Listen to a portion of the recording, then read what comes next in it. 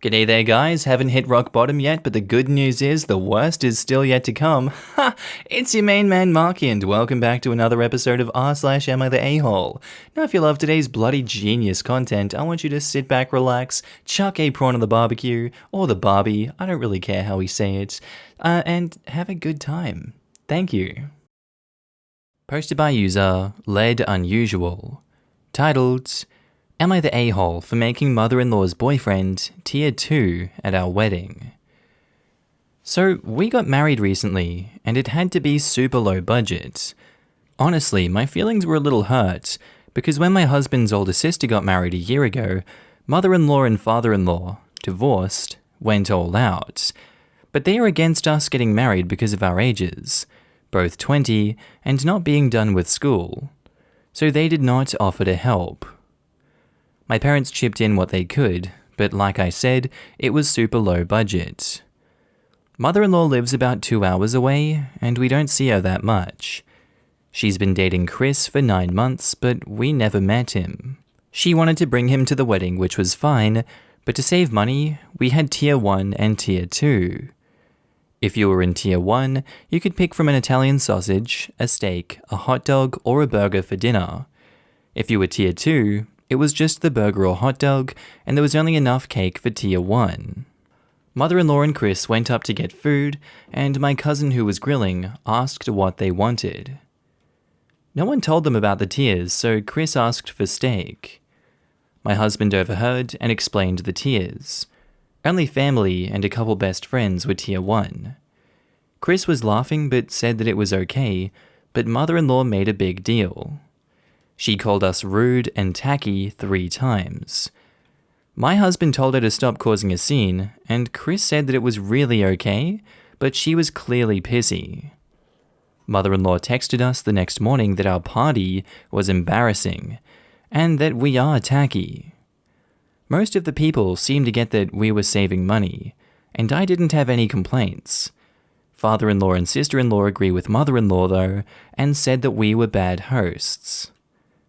OP has offered the following explanation for why they think they might be the a-hole. It was my first time meeting Chris, and he does have a lot more money, so I don't know if it came off as rude. My mother-in-law claims that we embarrassed her, but it wasn't her wedding, so I don't see how. If you can't afford to properly feed people at your wedding, I question why exactly you're having one in the first place right here, right now. Surely you can save money by waiting a few months or a year and be able to feed people properly, as I would expect to see at a wedding. I feel like that's not even an entitlement issue either. That seems like an expectation that's reasonable. You seem to make this all about Chris, as if he's causing some issues for you guys here, and that your mother-in-law going off and making a big deal about it was uncalled for? You set yourself up for this situation by introducing tiers at a wedding. It kinda comes with a territory that drama is to follow. That is literally tribalism, and we know humans love that stuff. You're not supposed to be encouraging it further at a wedding. That's your fault entirely, OP. You're the a-hole for this one. Now in the comments, BlackManta04 says, You're the a-hole for having tiered food like that at your wedding. Seriously, so disrespectful to anyone in tier 2. Yikes. At least their friends and family know where they stand with the newlyweds now. That's one of the nastiest and tackiest things I've ever heard of at a wedding. I went to a wedding like this. The married couple obviously wanted a society wedding on an elopement budget. The reception was at a hotel in a venue at the bottom of the garden. While the wedding party had photos done for 1.5 hours, we had to wait around in the sun. As it is transpired, non-wedding party guests weren't allowed in the hotel itself. No drinks were provided, then at the dinner, the top table got a different meal from everyone else. Our food was dreadful. I'm sure for the bride and groom, they thought their wedding was posh and sophisticated. To us mere mortals, it was tacky and tedious, and for all their desire to be seen as classy, they just seemed cheap and thoughtless. The worst thing about OP's wedding is that if she hadn't had steak, she probably could have afforded cake for everyone else. That's what I was thinking. Like seriously, If they had just had hot dogs and hamburgers for all their guests and skipped steak, then maybe they could have afforded a bigger cake? It's just so weird to me to invite people to a party but not have enough food and cake for everyone. Honestly, I'd rather just not be invited than to be told that I had to sit through a whole wedding and reception and not get any cake. Reddit Martina5 says, "You're young. Your older self will wonder what in the world you were thinking. This just isn't done. Cringeworthy. This kind of decision-making ability is exactly why you shouldn't get married at 20. That's what I was thinking. I just feel like they should have held off their wedding. I mean, don't have one if you can't afford it, but I didn't want to say that. No offense. You're the a-hole. You cannot treat guests like second-class citizens. Just do burgers and hot dogs for everyone if your budget is too low to offer everyone premium food. And cake. Everyone deserves cake at a wedding." Posted by user Quasi-Competent. Titled, "Am I the a-hole for lying to my sister-in-law about our wedding date?" This happened in 2018. My husband's sister is really dramatic and self-centered. She has a bad reputation of making others' weddings all about herself. She tried to give a drunken maid of honor speech when she wasn't the maid of honor at one wedding, and she wore a long white dress that looked like a wedding dress to another. My husband and I think it has something to do with her resentment over not being married. But regardless, my wedding day was very important to me, so I didn't want her to ruin it. I couldn't uninvite her because of my husband, and I would have gotten in a lot of trouble with his family. So my husband and I hatched a plan. We made all of the normal wedding invitations that said the real date of the wedding, May 3rd, but we made one invitation that said May 6th and sent it to her. She doesn't talk much with my husband's other relatives, so she never realized that the date was wrong. She didn't come to the wedding because she had the wrong date, and the wedding went really smoothly. After the wedding, we asked her why she didn't come. She swore it was on May 6th, but she'd thrown her invitation away, so she had no proof. Basically, we made sure that she didn't come to the wedding, and it was a good thing too, because she attended my husband's cousin's wedding in 2019 and stumbled into the cake and destroyed it for attention. I don't regret keeping the wedding date a secret from her, but my husband feels really bad because she's his sister. He wants to come clean to her, but I told him that would only make things worse. Am I the a-hole? I find it hard that she's so disconnected from everyone that she didn't get any info about the wedding from either side of the family. But nonetheless, she didn't do anything particularly wrong in this instance. You prevented her from doing anything wrong at your wedding in a way that you indirectly kept her out without having to admit to it, sly as that was. I don't think at this point in time, telling her that you guys did it intentionally is a good idea. That will just cause more trouble than it's worth, but if that's what you guys gotta do, then do it, I guess. I'm inclined to say this situation alone in a vacuum is a you're the a-hole judgment, but I'm also open to everyone sucks here if we're gonna judge her on her past actions. Now in the comments, Prawn Vindaloo, that would taste so weird, says, "And no one ever mentioned the wedding date to her in the entire thread up to the event? No one posted about it on social media? No one called or texted her to coordinate plans ahead of time, or to ask her where the hell she was when she didn't show up?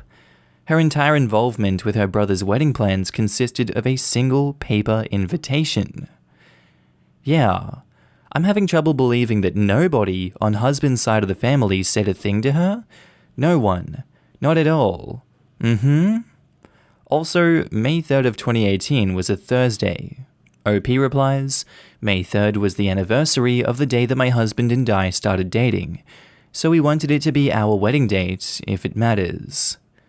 Look, if you were willing to do it, and I agree it was the right move, you have to take it to the grave.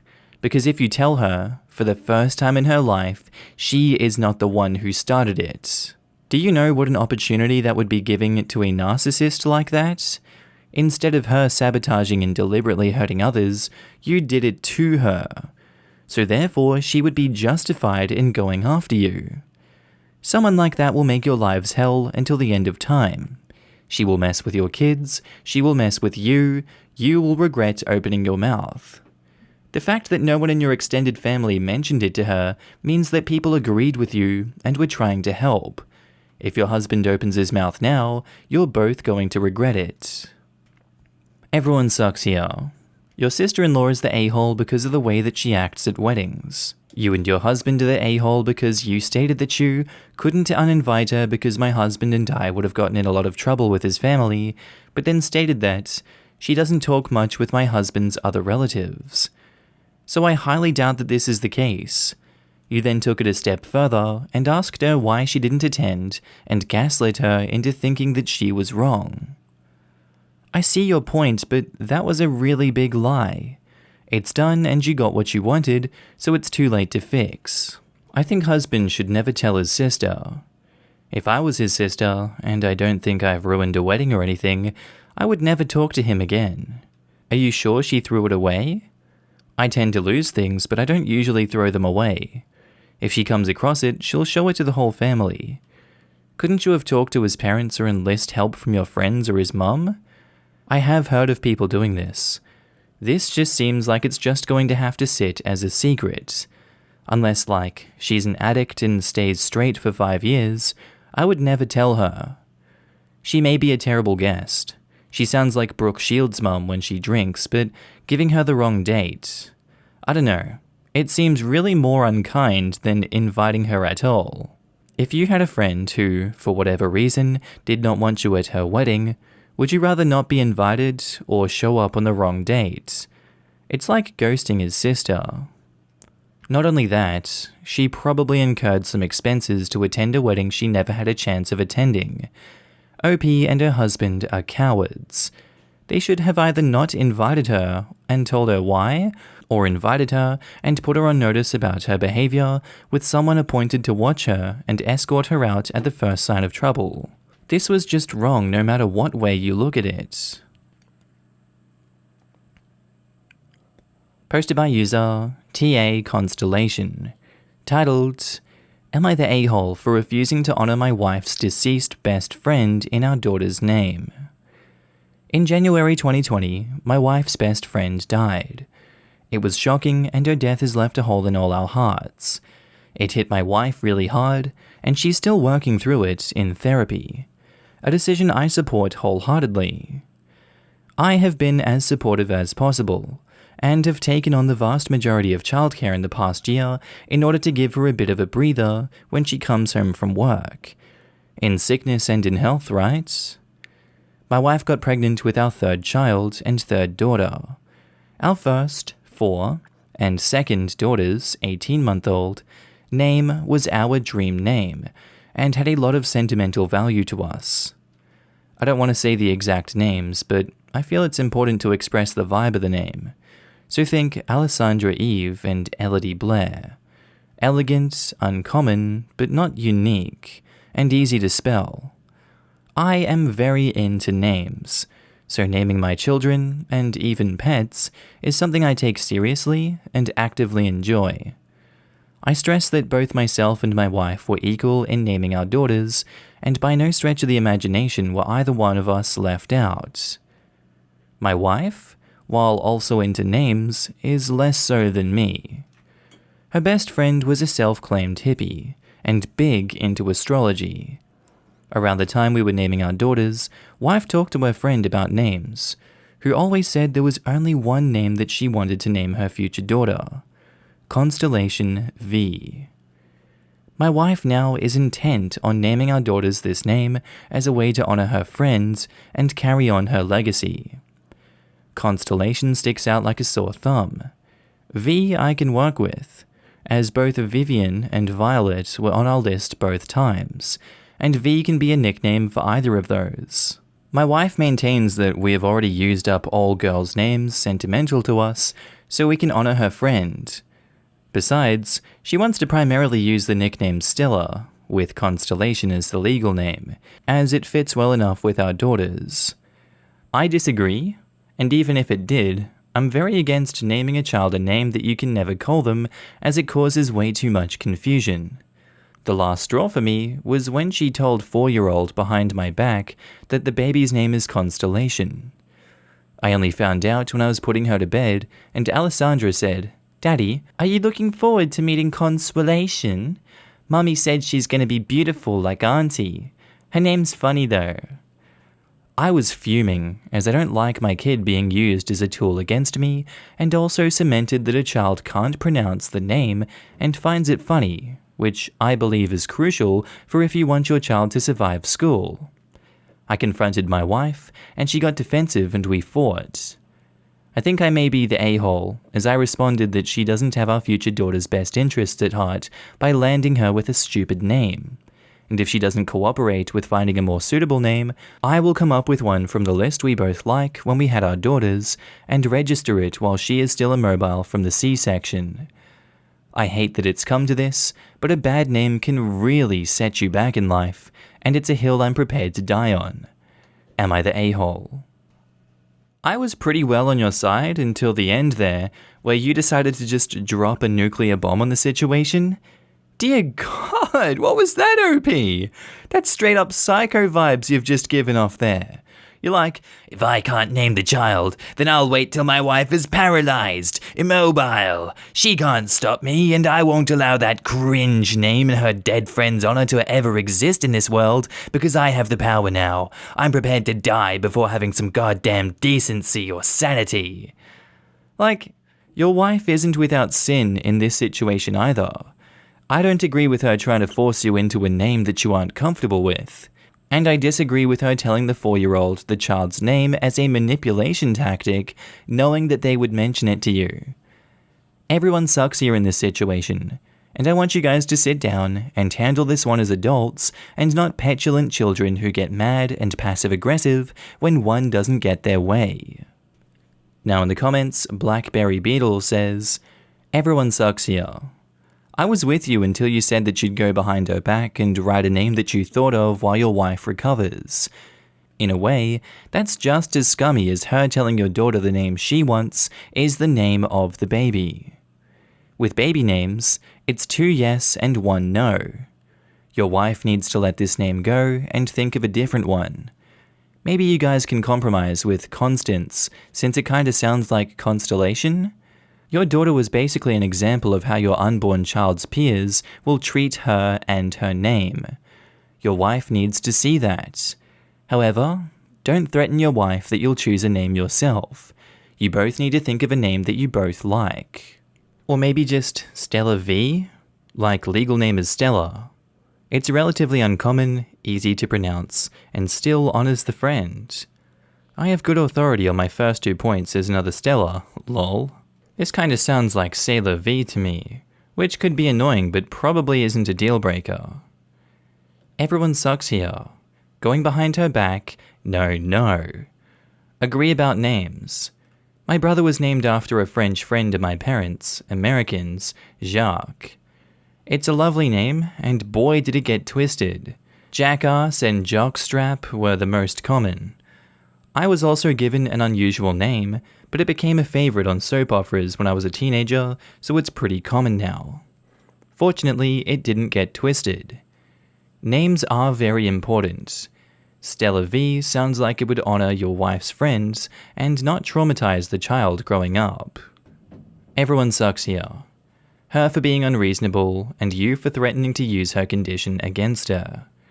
Sit down and have a civilized conversation. You say she was a hippie and into astrology. Good God, you have so many options to figure out a decent name. How about choosing a name of a constellation? You can search about stars, planets, the signs in both your culture and other ones, and find something you both like. That would be a nice tribute to her friend, and also the kid wouldn't get mocked for being called Constellation. Something like Andromeda V would work. Captures their naming style and is a constellation. And OP says, "That's really pretty. We'll put that on the list." That's great because Andromeda is a constellation, so hopefully your wife will be happy with that.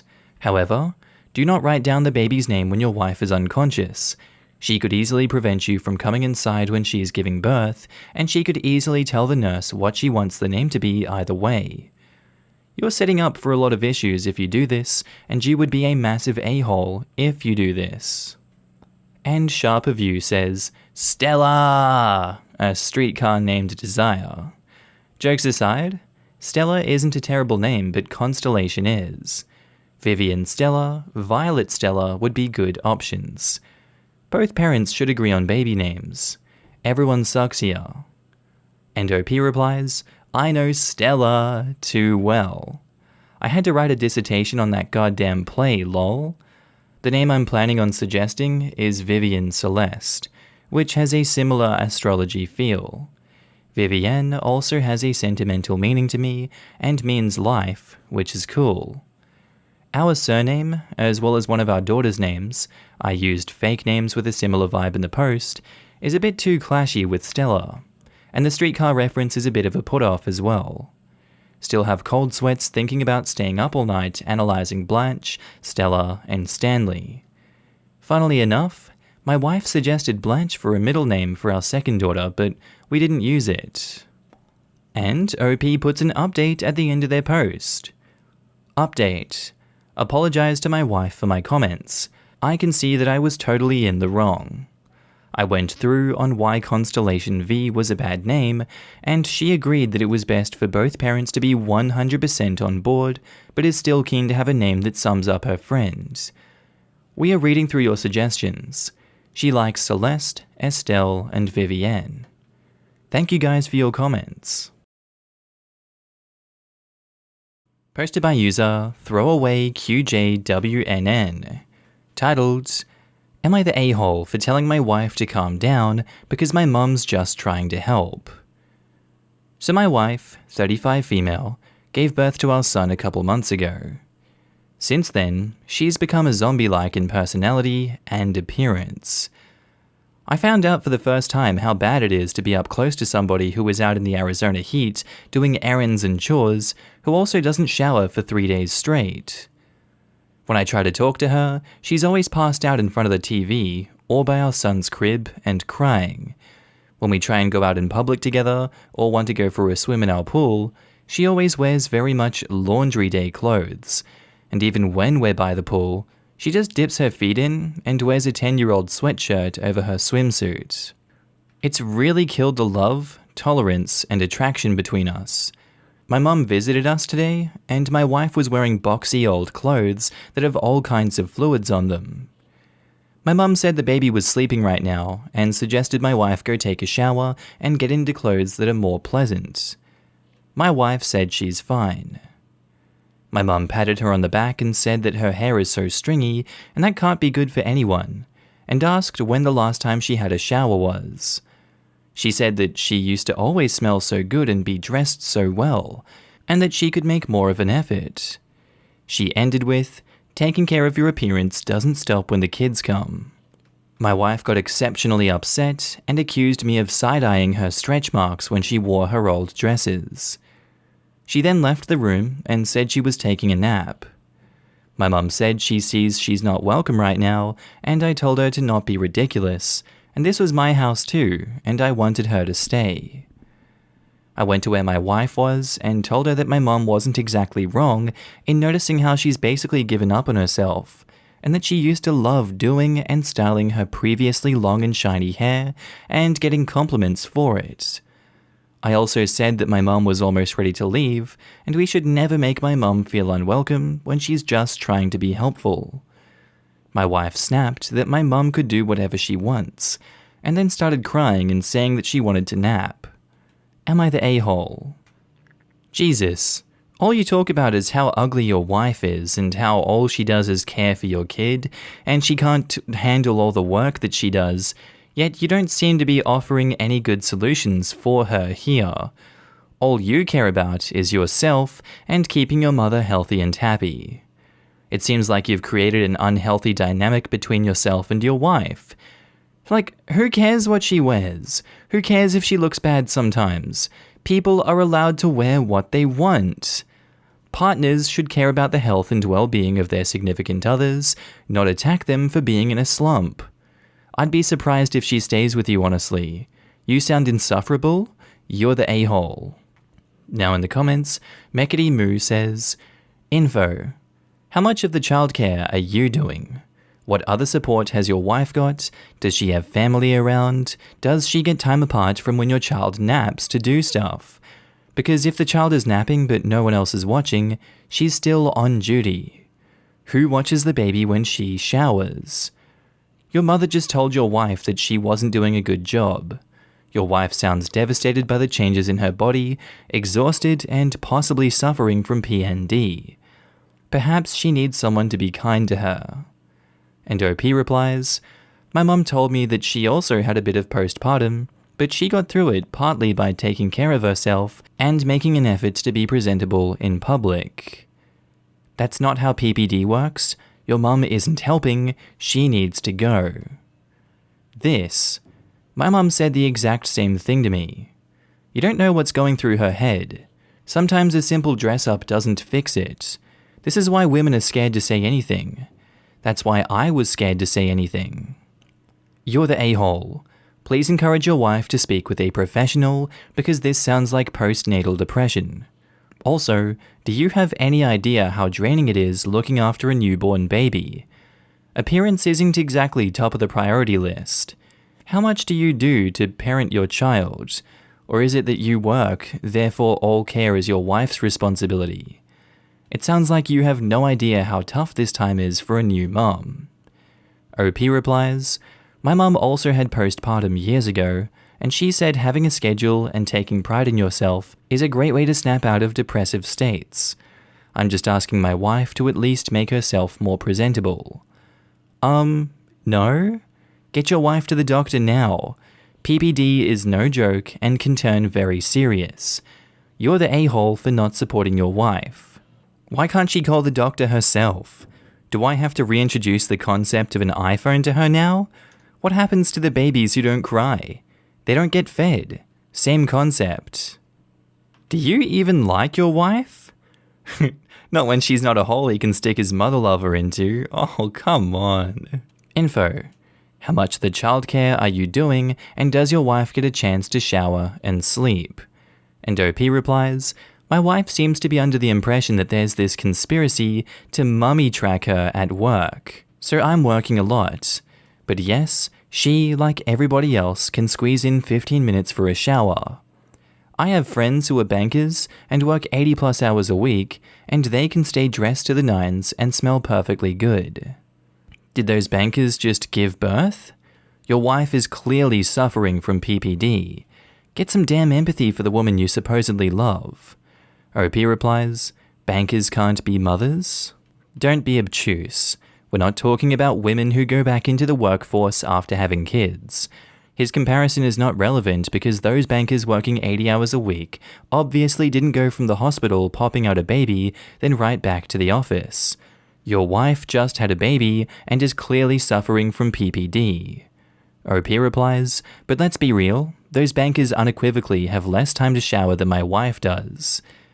Jesus effing Christ, dude. Your wife is at serious risk of suicide and you don't seem to give an F.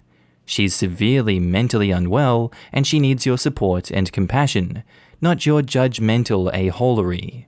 It sounds like you do literally nothing to help her with the baby or the household, and you clearly don't give an F about her.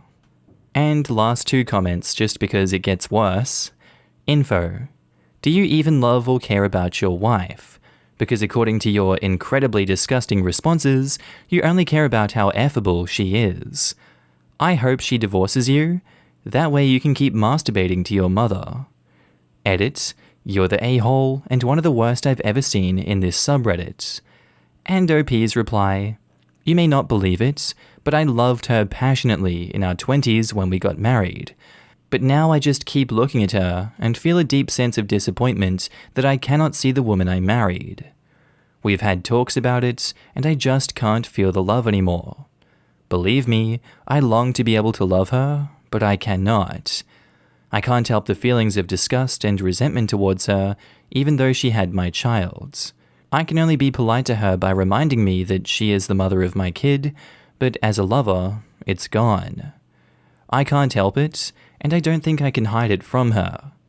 The only people I can talk about it with are some of my other guy friends, but even then, we're all deeply ashamed. Posted by user NeetAd4355, titled, Am I the a-hole for screaming at the teacher that has been terrorizing my son? Now, my son, 16 male, takes one of the hardest subjects in the entire school. I'm going to say it for obvious reasons, but it is very important for his career path. Now, the teacher who teaches this subject is a senior teacher, which essentially means that unless she assaults a student to within an inch of his life, she's all but untouchable. From what I had heard prior to my son starting this year, she's a teacher with a reputation of getting kids great grades. After hearing my son and a couple of peers talk about her, she is truly something different. Essentially, if you're a naturally gifted student who gets everything on the first try, has lots of time and good time management skills, she will love you.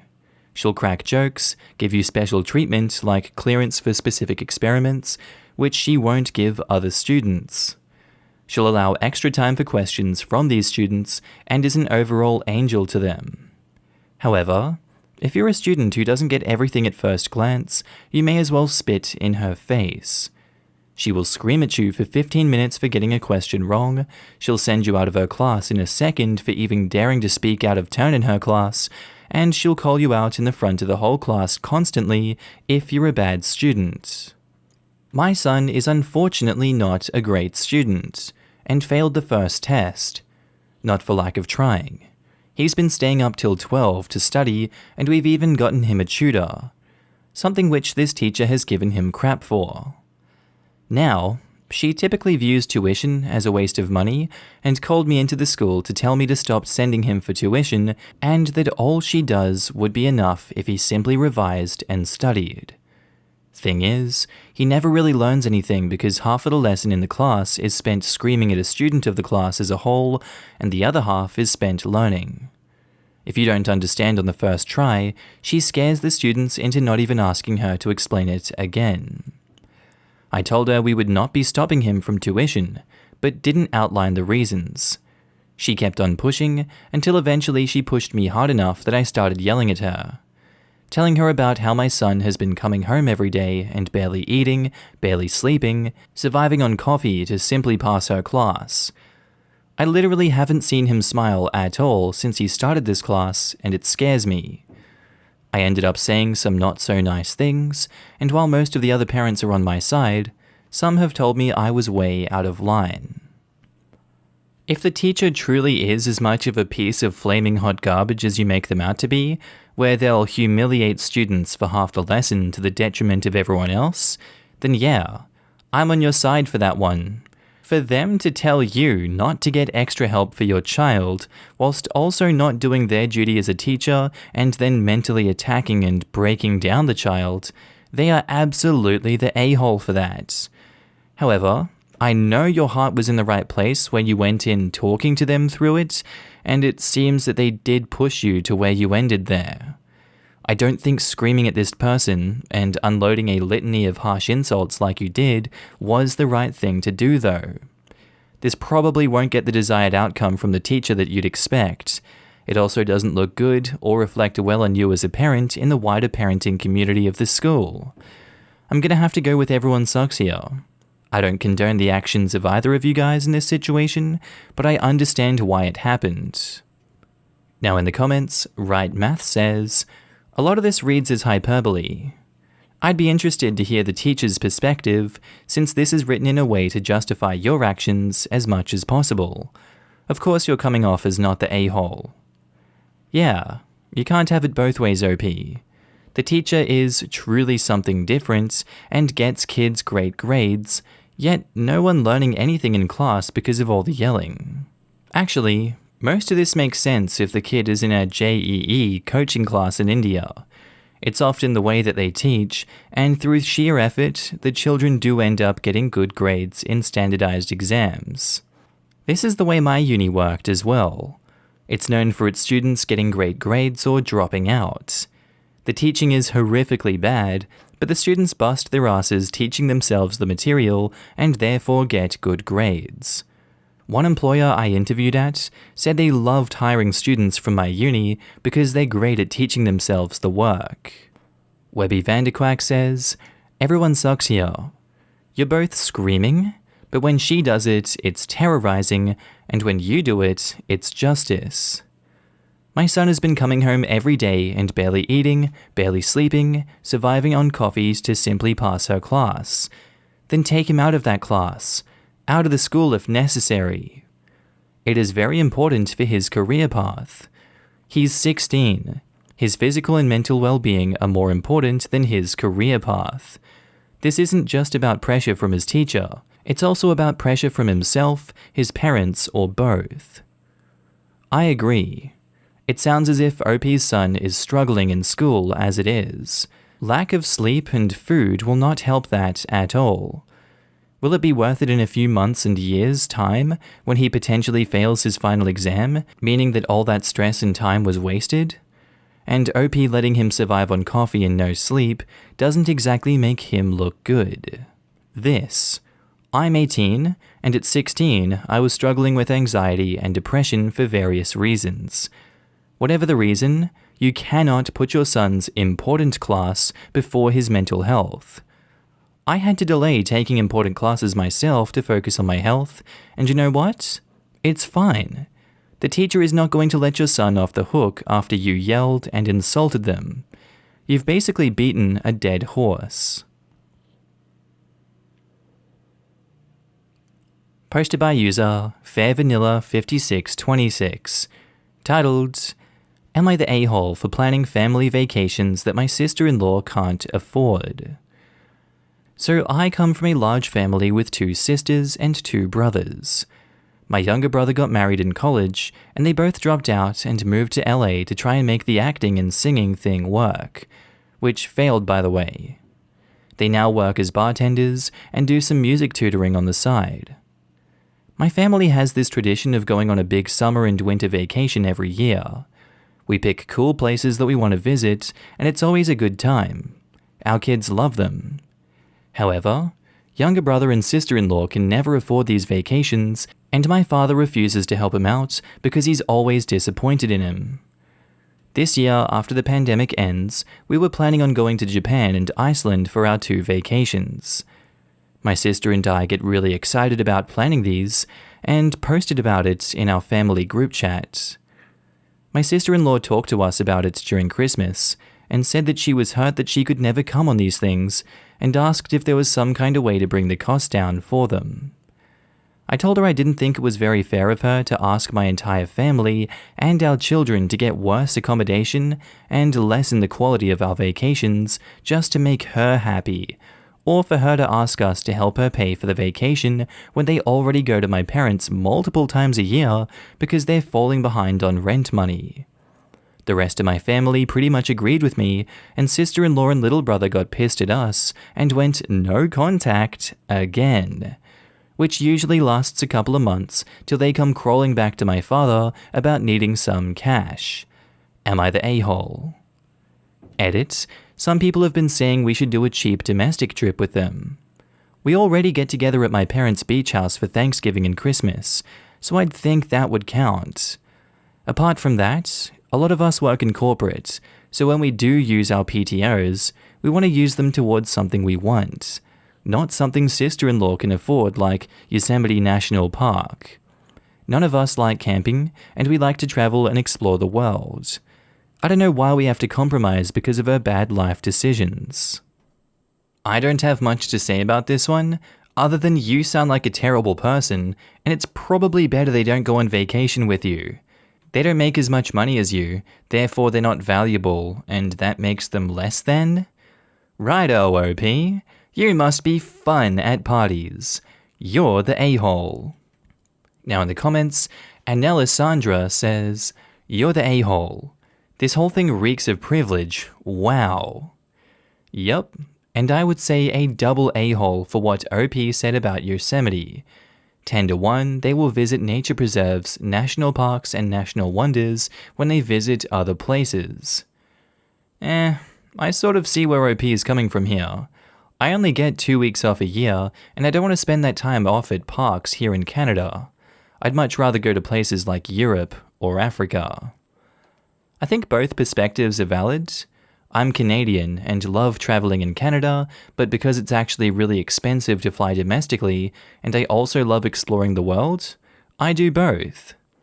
What bothers me about this is that OP seems unwilling to consider that her bro and sister-in-law have made totally valid life choices that didn't work out well, and is punishing them for essentially being unlucky. Edit: to those people commenting below, your positions are valid, but also consider there are lots of people who have degrees and yet still fail at their chosen profession, so they end up in a similar position while also being thousands of dollars in debt. I agree that OP's brother and sister-in-law didn't set themselves up for success as best as they can, but luck and privilege also play a lot into success. I also don't think people should be punished for taking a risk, and that risk not working out. It's not like they're unemployed and thieving to make ends meet. They just can't afford the same vacations that OP wants to take, and OP's attitude towards their situation is decidedly non-compassionate. But is dropping out of college to go and try out acting and music in LA a well-thought-out choice, or an impulsive one? I'd think studying your craft to become a professional at a school that you've already enrolled in, even if it isn't a school known for that discipline, and coming out of it with a bachelor's degree, which you could use to get a better paid job if acting and music didn't pan out right, might be a better option since you'd already put in some time. I guess what I'm trying to say, and this goes for any field, is that there's a difference between setting yourself up for success by putting in hard work, and not. OP's post reads as though it was impulsive, and their family didn't appreciate the lack of effort that went into it. Gatita Monster says, "You're the a-hole. Your whole family is, except your younger brother and sister-in-law. Choosing creative careers that make them happy doesn't make them failures. They're bartenders during a frickin' pandemic. Of course they're struggling, just like millions of other hard-working people. You don't have to help pay for them, but your refusal to choose a less expensive trip for at least one of those vacations shows that you clearly value fancy vacations over family and compassion. I'd say those values are just out of whack, and I'm really sorry that your poor kids are learning such selfishness from you at the expense of forming childhood memories with their aunt and uncle. Edit: you would not be compromising because of their bad life decisions. They didn't make any. Choosing careers that make them happy is not a bad decision. You should be compromising because excluding a family member from a family vacation is a crappy thing to do." This was a perfect response, especially the last part. It also killed me to read that part where OP said, "My dad refuses to help because he's always disappointed in him." I would hate to be a part of this family. It was in response to OP's belief that her children will somehow suffer if they go on a cheap vacation. If she's for real, and only 27, there is no way those kids are old enough to even understand what's happening or where they're going. They would understand a cool aunt and uncle who are probably great storytellers and know a lot of fun drama games to play with them. Posted by user Throwaway Dinner Dad, titled, "Am I the a-hole for making my son eat leftovers when everyone else had his favorite meal? Throwaway because I don't want this linked to my main. On phone, sorry for formatting. So me and my wife have 2 kids, Adam and Jasmine, 12 and 8 years old. We both came from cultures where rich people wasted a ton of food while there was people starving just around the corner. So we're conscious about food waste. Also, I've seen relatives with kids that were extremely picky eaters, and it wasn't something I wanted to deal with. So when Adam was old enough to start being fussy about his food, we introduced a new rule. If you don't finish your dinner, it's going to be your breakfast the next day. This was mainly to get him to finish his veggies. When he was old enough, he started picking his own serving sizes, so we weren't forcing him to eat extra. We're both good cooks, so he enjoys and finishes most of his meals promptly. We kind of forgot about the rule for a while, until Jasmine started becoming fussy recently. So we introduced it again. To make it fair, Adam is also doing it. Last night, he overserved himself and couldn't finish a lot of his food. This morning, my wife's family came over for breakfast. Pandemic guidelines allow it. So she wanted to treat them and made her special French toast and homemade croissants, Adam's favourite meal which he got excited for. But when we sat for breakfast, he was shocked to find a plate full of leftovers waiting for him. His face got gloomy and he ate in silence. He was too full by the end to eat any of the breakfast. After breakfast, her parents berated us for being cruel and torturing him. We defended ourselves by saying that it would be unfair on Jasmine if her brother gets to avoid his leftovers, but she never does. Now, I think I could have been the a-hole because he has been really good about eating his food recently. Also, we could have just made him finish it for lunch. So Reddit, am I the a-hole? You definitely could have made him finish it for lunch, yet you chose to make him suffer on this rare occasion where he could have enjoyed the food with you guys. I understand everyone parents differently, and they understand their children more than people on Reddit can, give general advice on. But this situation, it seems like you went too far. Obviously, what's done is done, and now you're questioning your decision. You can always go and apologize to your kid and work to be more kind and understanding in the future. What you've done here was cruel, but I wouldn't go as far to say torturous. I think you suck for this one, and obviously your parents do too, so you're the a-hole. Edit. Thanks for everyone's input. Don't think the judgment is official yet, but already accepted that I was the a-hole in this case. We said sorry to Adam, and he'll be getting that breakfast next week. Too much effort for my wife to make again any sooner. We'll probably make it so you have to finish the leftovers for lunch and dinner from now on instead. Now in the comments, Drowning in Spam says, "You're the a-hole. This was a special visit and treat. Making a single error in portion size, then punishing him is really a-hole-ish when you say Adam is usually good about it. Making food part of rewards and punishment is exactly how children get eating disorders. This really disturbed me to read how you punished him for something so minor and ruined what should have been an enjoyable visit. They didn't even need to cancel the punishment altogether. They could have just postponed it to dinner if he really wanted to make sure the food got eaten. This was my thought. If the intention of the rule worked and there was a small mistake, this concession could have been made. It feels like enforcing this during a special occasion, given the child's established behavior, wasn't in keeping with the spirit of the rule. You're the a-hole. It's such an absolutely misguided and unhelpful rule to have in place, honestly.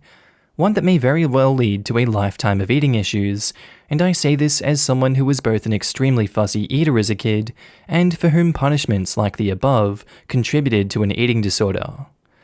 Hunger is a feeling humans need to learn to respond to appropriately, and punishing or force-feeding a child because the food you served them was too much for them is very wrong.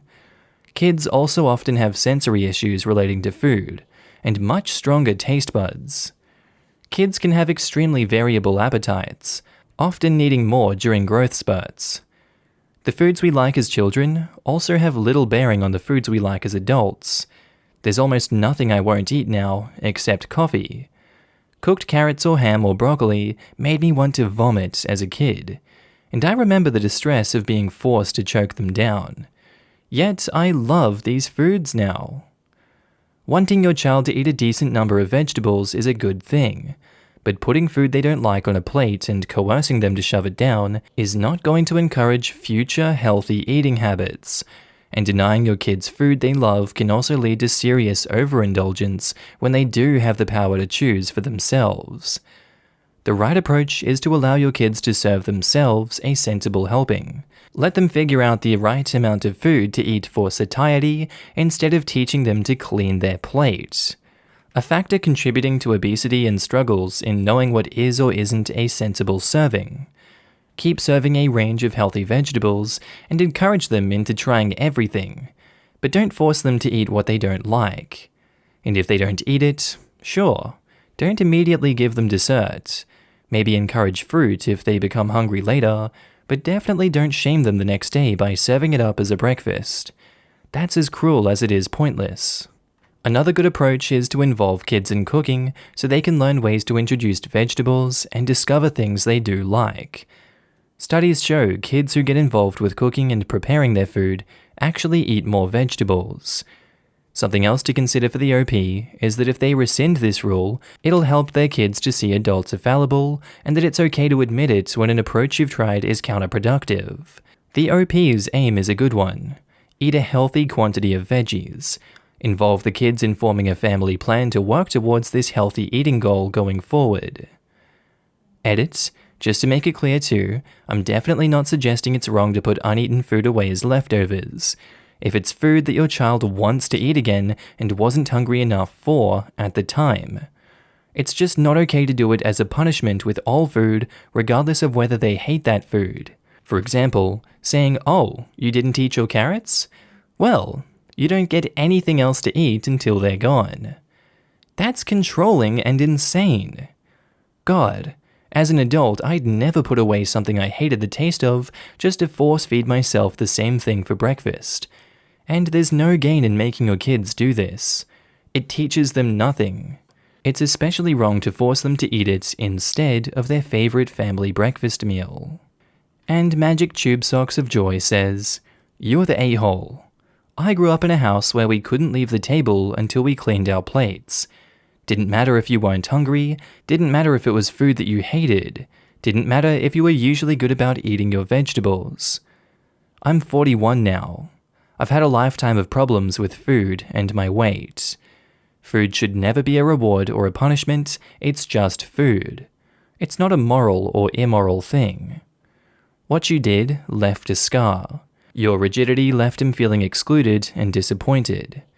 You're giving them a weird relationship towards food, a thing they will require for the rest of their lives. You could have given it to him for lunch. You already know that was an a-hole thing to do." Posted by user AmITheA 997077637, titled, "Am I the a-hole for no longer allowing my sister to work in my daycare after what she did?" Hi, I'm a 32-year-old widow. Have been for 3 years. I struggled a lot financially. I didn't get help from my family because they claim they can't, so I decided to start a home daycare. It's been open for 7 months now. My friend was able to get me more clients via Facebook. Thank goodness my business is growing and I've made quite a lot of friends who are mums and also established a good reputation since my daycare has been recommended. My sister, who is 26, is unemployed.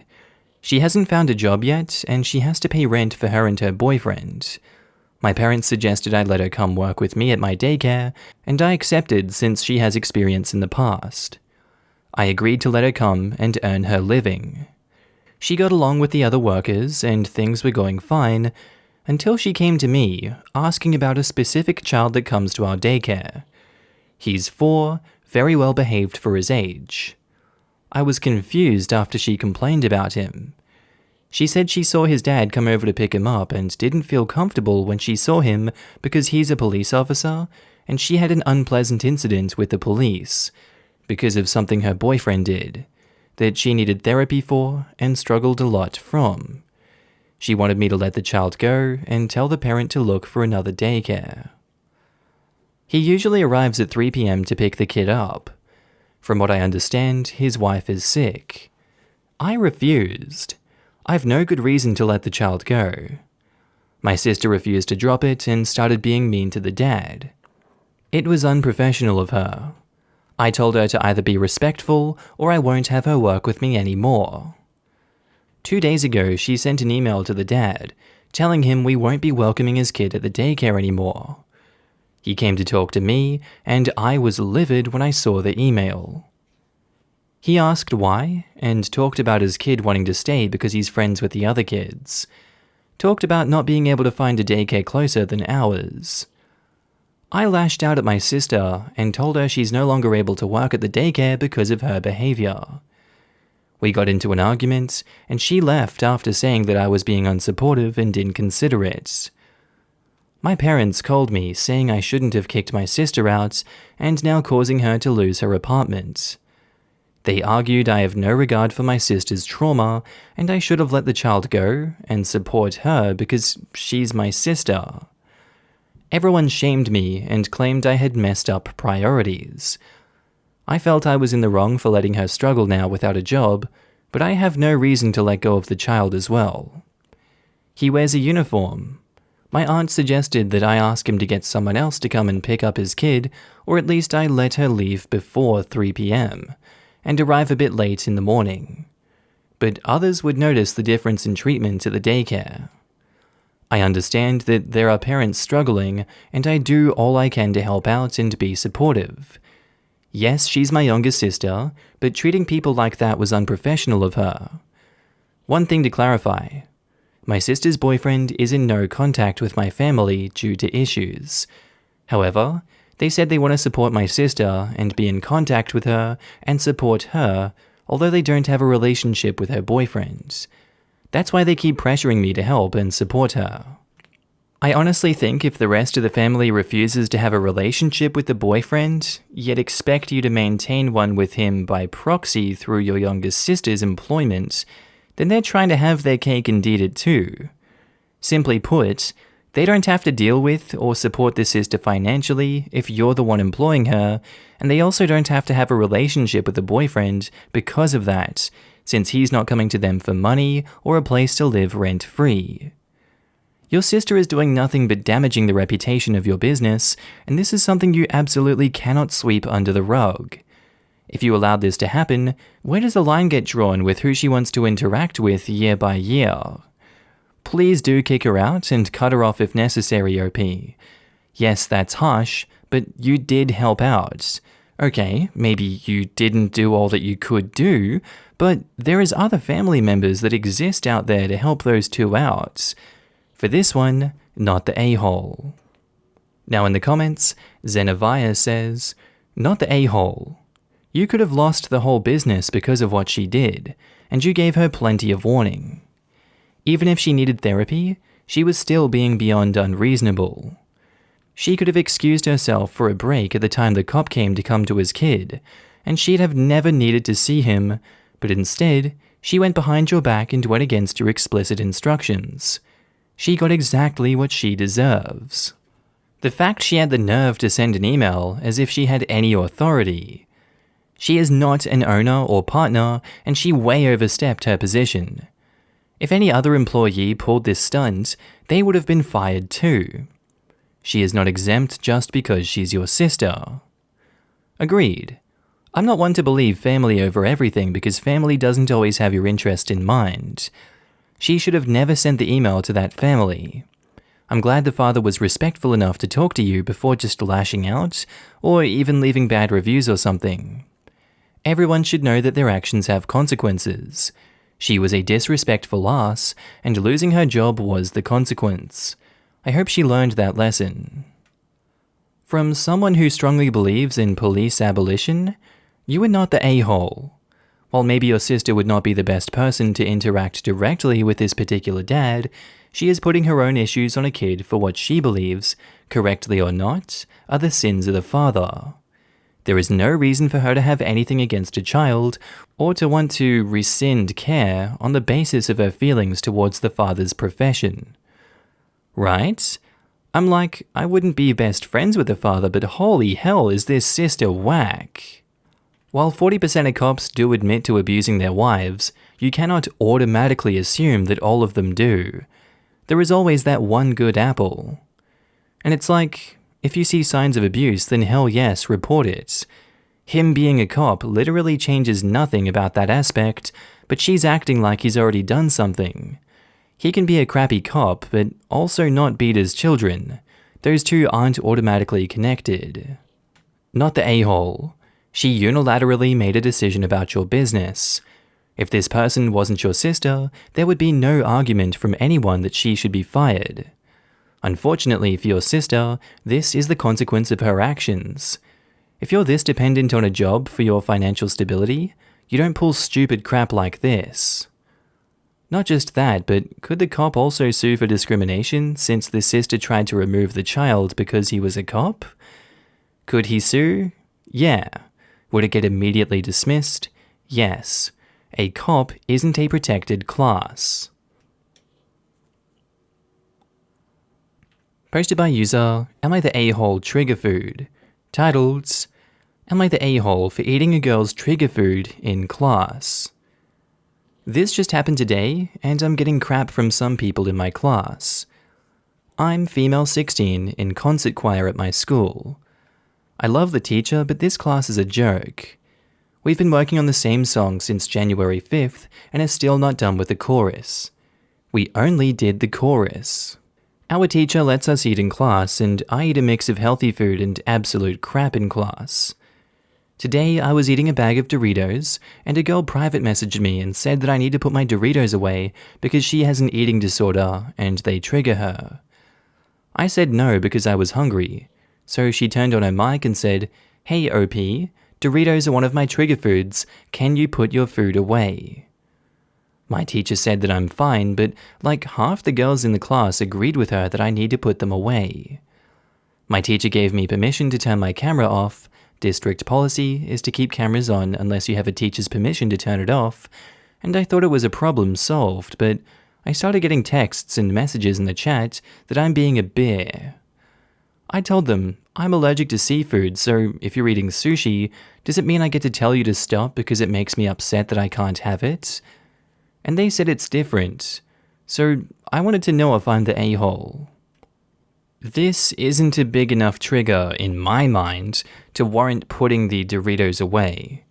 I understand eating disorders are no joke, they are serious things, but surely just not looking at the screen and ignoring someone eating Doritos is much easier than imposing yourself on them and forcing them to put away their Doritos. To also have everyone gang up on OP for doing it is just so not cool. No. I'd be pissed off, personally, if I got ganged up on for eating something on a video call in this context. You don't get to control what other people eat.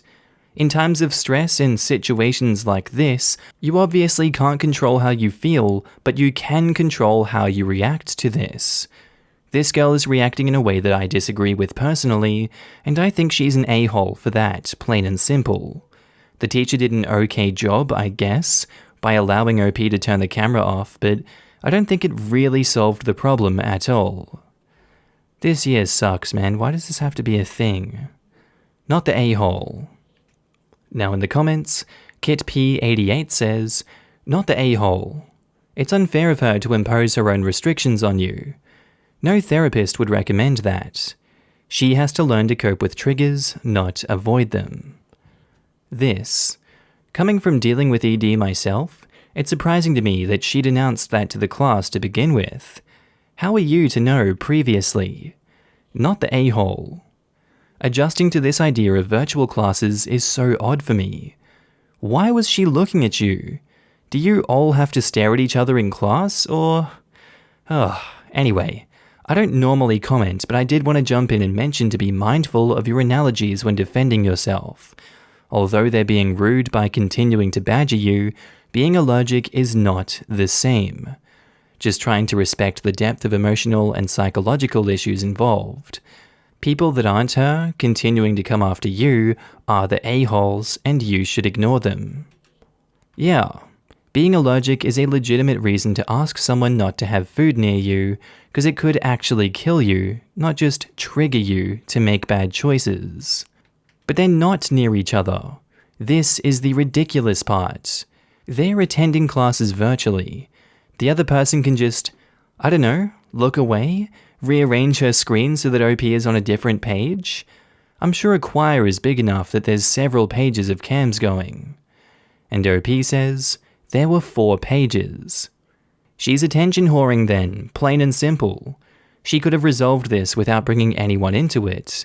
She just wanted everyone to pay attention to her and her need for special treatment. Not the a-hole. As someone with disordered eating, it is not someone else's issue but mine. You don't get to control what other people eat. That is ridiculous. I don't know if what I have counts as disordered eating. I have zero control over it at least, but if I smell or taste cucumber or watermelon or anything in the same family, I get extremely nauseous and feel horribly ill. It's not an allergy, but I'm almost positive it's a genetic issue. I sometimes ask if people can wait with eating it until I'm gone, or make arrangements for one of us to move away so I can't smell it, but if they won't be nice about it, I request, not demand, I'll take it upon myself to move out of range. And if people think I'm being impolite, sorry, I don't want to vomit up my food. I want to eat in peace. But I'd never ask anyone to not eat it where I can see it, especially not over chat. It doesn't matter how paranoid I get about it. I don't force anyone to do anything, nor would I blame them if they decide to not do me a solid. You do what you have to do to feel okay with something like a food aversion, as in you remove yourself from the situation rather than putting it on the other person. Food aversions are real. It would only be rude if you made an issue of it like the girl in the OP did. I think you handle your situation quite reasonably, though if it were me, I'd just remove myself from the situation.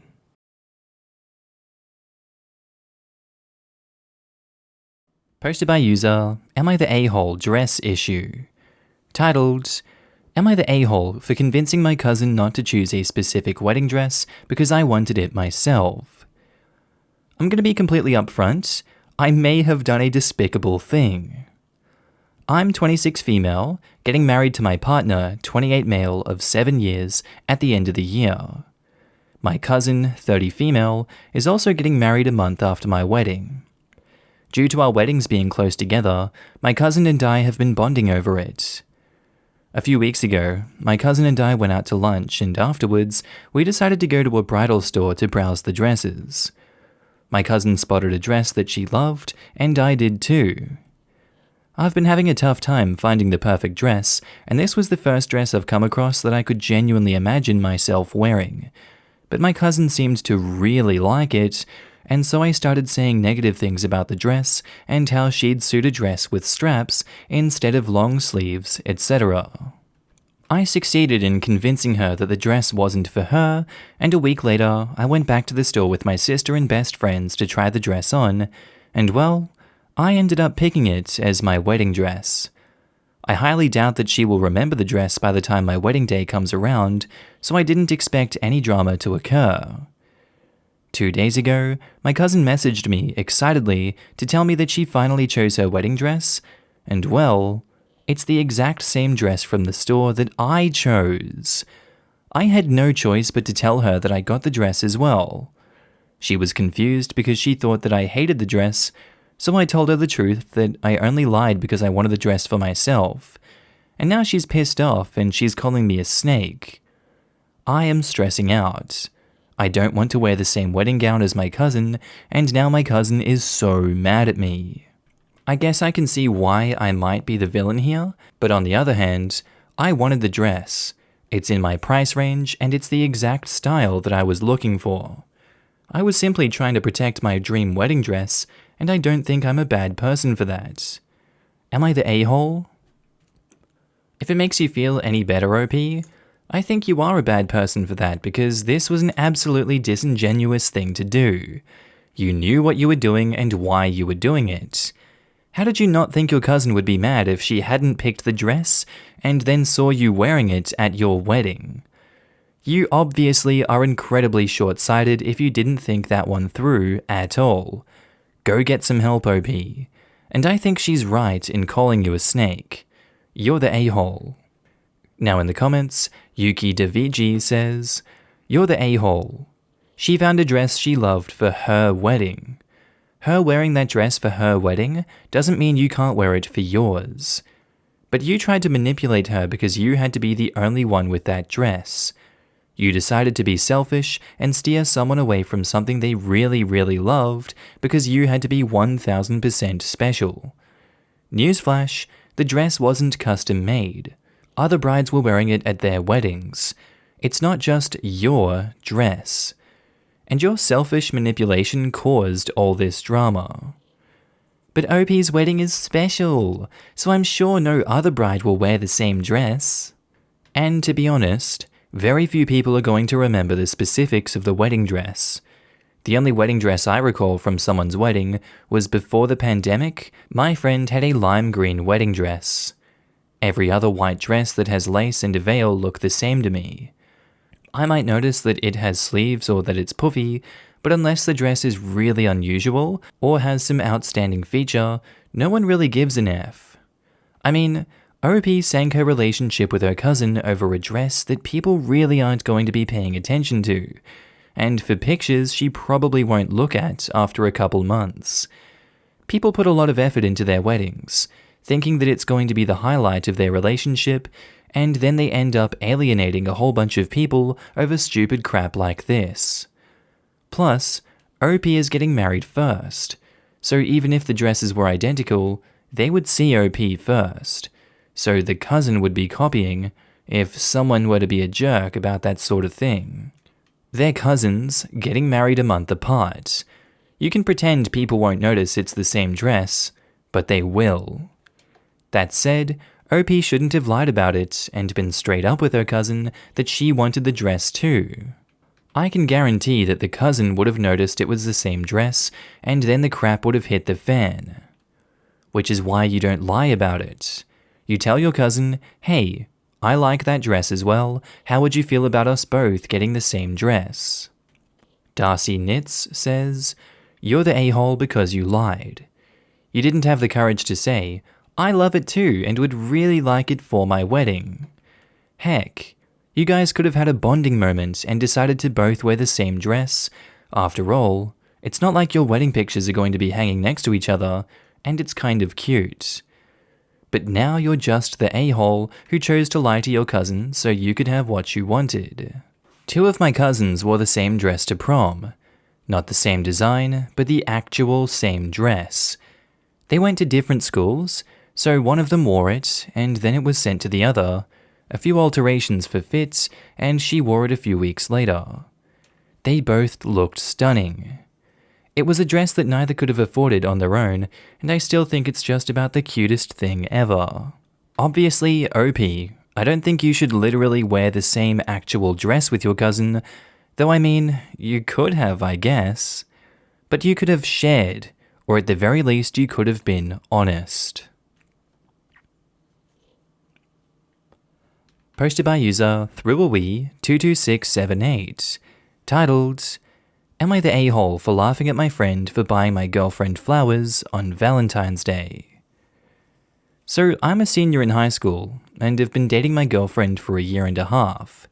I have a very close-knit friend group of 4 other guys. The one the story is about, I'll call Jake, and I'll call my girlfriend Jen. During the first 2 years of high school, Jake had a huge crush on Jen. He even took her to homecoming freshman year. Jen is part of a friend group that we were sort of tight with during the first couple years, so all of our group is decent friends with Jen and her friends. Jen and Jake remained good friends, but she never had any feelings for him other than just friends. So although Jake tried multiple times to have a relationship with her, she wasn't having it. Jen and I hit it off during a party and started dating shortly after. I feel bad doing it to Jake, but it's not like I stole her from him. He liked her, but she had no feelings for him back. I didn't think Jack had any reason to oppose our relationship, and he has been civil for the most part. Over the weekend, Jen called me and told me that Jake dropped her off some flowers for Valentine's Day. I understand he likes her, and he does struggle to meet women, but this seemed over the line. Like, I was insulted that one of my best friends thought that he should buy my girlfriend flowers. I texted in our group chat, lol, next time you buy someone else's girlfriend flowers for Valentine's Day, make sure she doesn't tell her boyfriend. Everyone laughed and he was embarrassed. He called another guy in the chat and told him that I was a dick, and I don't know how hard it is to watch one of your best friends date the girl that you've loved since 8th grade. Was I an a-hole? Edit. Hey all, this is Jen. Thanks for the interest in our situation. OP showed this to me, and I thought I'd weigh in. Jake and I have known each other since we were little. I wished I did like him sometimes, but you can't force yourself to like someone. I have grown to realize that he will probably always have this little crush. I think a lot of you are getting this idea that he's some crazy creeper who pushes boundaries. He really doesn't. He's asked me out and told me his feelings, but he's never been an a-hole to me. This thing with the flowers is the only time he's done something like this, and I want to chalk it up to a lapse in judgment. It didn't bother me immensely, but OP was a bit more annoyed. I told him to handle it how he wanted, and I immediately told Jake that I would be telling OP when he asked me not to. Hope this helps. Turning the phone back to OP. I'm gonna have to go with not the a-hole for that one then. He knew that you were in a relationship with Jen, and yet he continued to push that boundary regardless. She even told him what was going to happen with OP, and Jake still has the audacity to be offended by it. This is definitely a time where it's fine to call someone out in a group chat. That's not socially acceptable behavior by Jake, and he deserves to feel embarrassed by it. My advice to Jake would be to take this hit, move on, and find someone that actually wants to date him. The alternative has proven to not have worked time and time again. This is just a waste of time, man. So yeah, not the a-hole given the context. Now in the comments, St. Alvis says, "Everyone sucks here. Valentine's Day sure as crap ain't a holiday for unrequited love. And come on, when is embarrassing a friend in a group setting ever not an a-hole move?" Okay, I'm gonna say this. Jake is a huge a-hole. Jen told him no to a relationship, and Jake is not respecting her saying no. I bet this isn't the first time Jake has tried to get Jen to say yes to a relationship. Jake is turning himself into the nice guy internet trope and needs to be called out on it. When a girl or boy says no to being in a relationship, that is the final word. Yeah, it seems like Jake had it coming. Maybe now that he faced some consequences for his crappy behavior, he'll leave Jen alone. Everyone sucks here because you messaged him publicly, but he embarrassed himself by buying her them. He sounds creepy, to be honest, not taking the hint. I think it is a tad creepy to do what he did. He even told her not to tell me about it. Yeah, really inappropriate. Agreed. However, now when he thinks about the situation, he feels embarrassed and defensive, so he'll never be able to realize the error of his ways. The more effective approach would be privately addressing him firmly enough to prove the seriousness of his inappropriate behavior, but not belittling him so he has a reason to feel like a victim instead of being forced to face his misdeeds. And OP replies, "I understand this. I suppose if I talked to him one-on-one, it would have come off a lot more serious. He might just double down now." People like Jake never believe they're in the wrong. Normally, I'd say everyone sucks here, but I think calling him out publicly is the only thing that will get him to back off. He was probably going to make Jen increasingly uncomfortable, so hopefully the public shaming saved her or the next girl he was going to play nice guy with. You were definitely not the a-hole, but your friend is a creep, so hopefully he learned his lesson by seeing that it's not just you and Jen, but everyone who agrees he's acting improperly. Not the a-hole. Maybe you shouldn't have called him out publicly, but buying flowers for someone else's girlfriend is out of line. Posted by user Throwaway EVB. Titled, "Am I the a-hole for yelling at my daughter for speaking ill of the dead?" So my daughter's, 19 female, stepmother, 31, died a week ago. She wanted to spend her last days at home, and when we knew the end was near, my daughter and I went into the room where she was laying. My daughter and her stepmom have had a contentious relationship throughout the years, and she had left the house at 19, telling her stepmother how much she hated her because we had asked her to pay for college by herself. However, when her stepmother got sick, there was a brief period where both she and her stepmother seemed pretty open to forgiving each other for whatever they felt that the other had done to offend each other. My wife had also said that she hopes my daughter can go to college eventually. My daughter was away working as a waitress in another town, but when the end seemed near, she ended up asking her friends to cover her shifts and drove back to our house. Their initial greeting with each other seemed pleasant, but then my wife fell asleep and my daughter went to her room. Then a week ago, doctors said that she could go at any time. My daughter and I ended up going to her stepmom's room, and when my daughter went to reach for her stepmother's hand, her stepmother moved her hand away. Then her stepmother said to me, "Where is my daughter? I want to see my daughter." When my daughter tried to say something, my wife shook her head and said, "I don't want you here." My daughter walked out, and I brought my other younger daughter, 5, in to see her mother. When I went to see my daughter later, she said she acknowledged that her stepmom was probably in a lot of pain. My wife died the next morning. My entire spirit is broken, and planning a burial the way she would have wanted and being with my 5-year-old has been the only thing that's kept me alive. After the small funeral we had, I let my daughter go over to my late wife's sister's home. The rest of the people from my family gathered to talk, including my older daughter. We were talking about how much my wife had to look forward to and how badly we feel for my daughter. My older daughter suddenly snapped and stood up, saying, "Can we just get out what everyone except my dad is feeling? She was a complete and utterly awful person who has done so much to make each of your lives miserable. Are we going to continue to pretend that she's a saint now that she's gone?" I flipped out and told my daughter she could leave my house if she wants to continue speaking ill of the dead, and that I couldn't think of anything lower than speaking about someone who can't defend themselves, so she should settle her anger towards my wife on her own.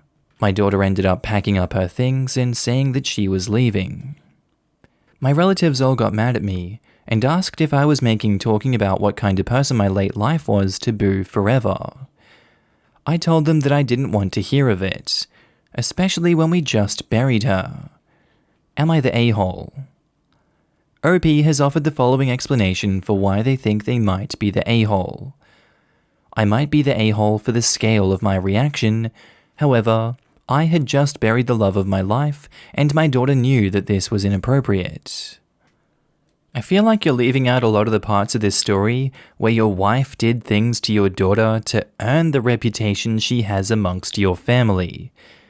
It sticks out like if they're asking about you making speaking about her taboo forever, even as she's just been buried, I can't imagine the things she's done to have that be her legacy. I know you're grieving here, OP, but you have to look at the bigger picture and not deny this reality. Your daughter has a right to express her emotions to her family and you. Shutting her down and getting rid of her would just be repeating the abuse she's already endured from your wife. This seems like an easy you're the a-hole here, OP. Now in the comments, Coffee and Pizza Rolls says, "My 5-year-old has been the only thing that's kept me alive. This is the statement that cements my opinion that you're the a-hole. Everyone else could see that your wife sucked. She probably emotionally abused your oldest daughter, and you clearly don't care about your oldest because you excluded her in the things that keep you alive during this horrible time. Don't speak ill of the dead is just a cheap cop-out. Your wife sucked, and so do you. There are some dead who deserve to be spoken ill of. Based on the title, I thought this was going to be about the latest crab rave inspiration. You're the a-hole. You conveniently left out your own age and when you got together with her, but looking at the age differences between your wife and your older daughter, I'm gonna guess you're a lot older than your wife. So tell me how wrong I am about this. You probably left your first wife for a much younger woman, then allowed that younger woman to show clear favoritism against your older daughter.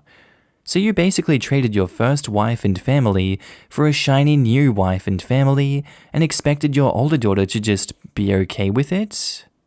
The wife was only 12 years older than the older daughter, meaning that the wife was a senior in high school when the daughter was in kindergarten. That just lets you know that OP is at least twice his late wife's age. You're the a-hole.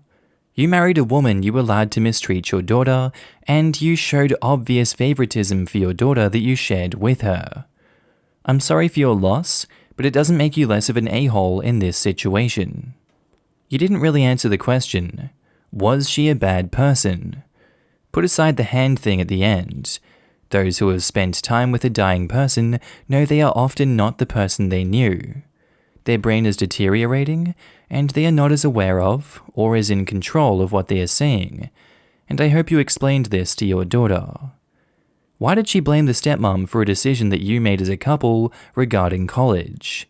Did you set your daughter straight on that?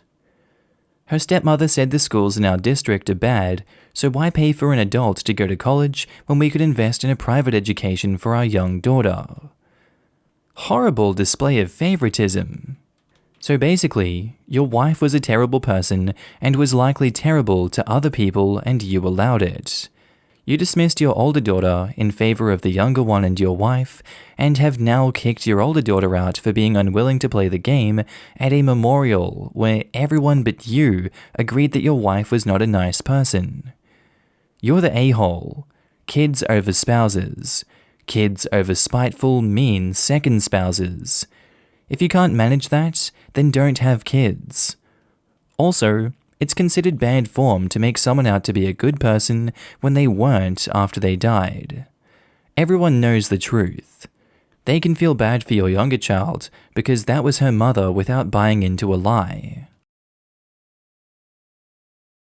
Posted by user ThrowA10. Titled, Would I be the a-hole for not allowing my sister to stay with me? My sister is 18 and I'm 22 male. This goes back to when I was 18. My parents told me on my 17th birthday that at 18, they were kicking me out. I thought they were joking and didn't take it seriously. I had nothing lined up when I was 18. I had no jobs, I had no plans for school.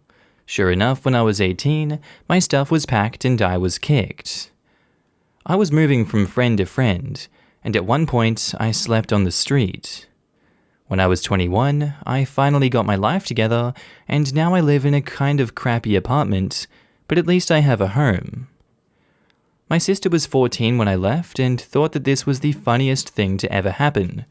She thought it was so funny watching me try to figure out what to do.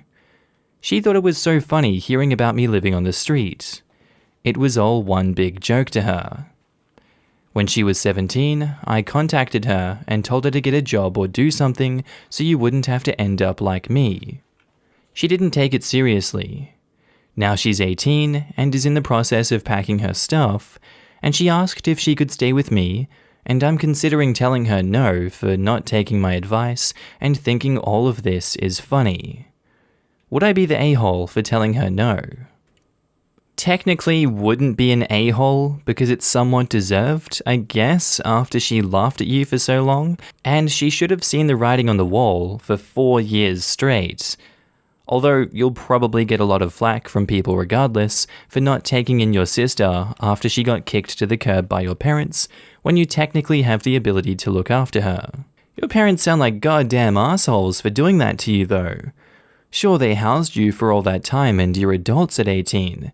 But are you really? I didn't feel like an adult when I turned 18. I wouldn't be able to support myself even when I worked at McDonald's part-time. I feel like your parents knew your personal situations and just threw you to the wolves anyways, and that is so goddamn heartless of them. Sure, you wouldn't be the a-hole to say no to her in this situation, but I don't think you should do that just because you can. Personally, I would have a little bit of empathy for her. Now in the comments, Woodland of Weir says, Not the a-hole. You did try to warn her, and she didn't take your advice. I do feel sorry for both you and your sister, however.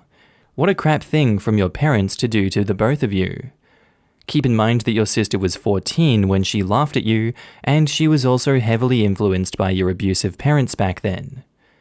You are not morally required to do so, but maybe you can find it in your heart to forgive her and be there for her in some small way while still looking out for yourself and your mental health.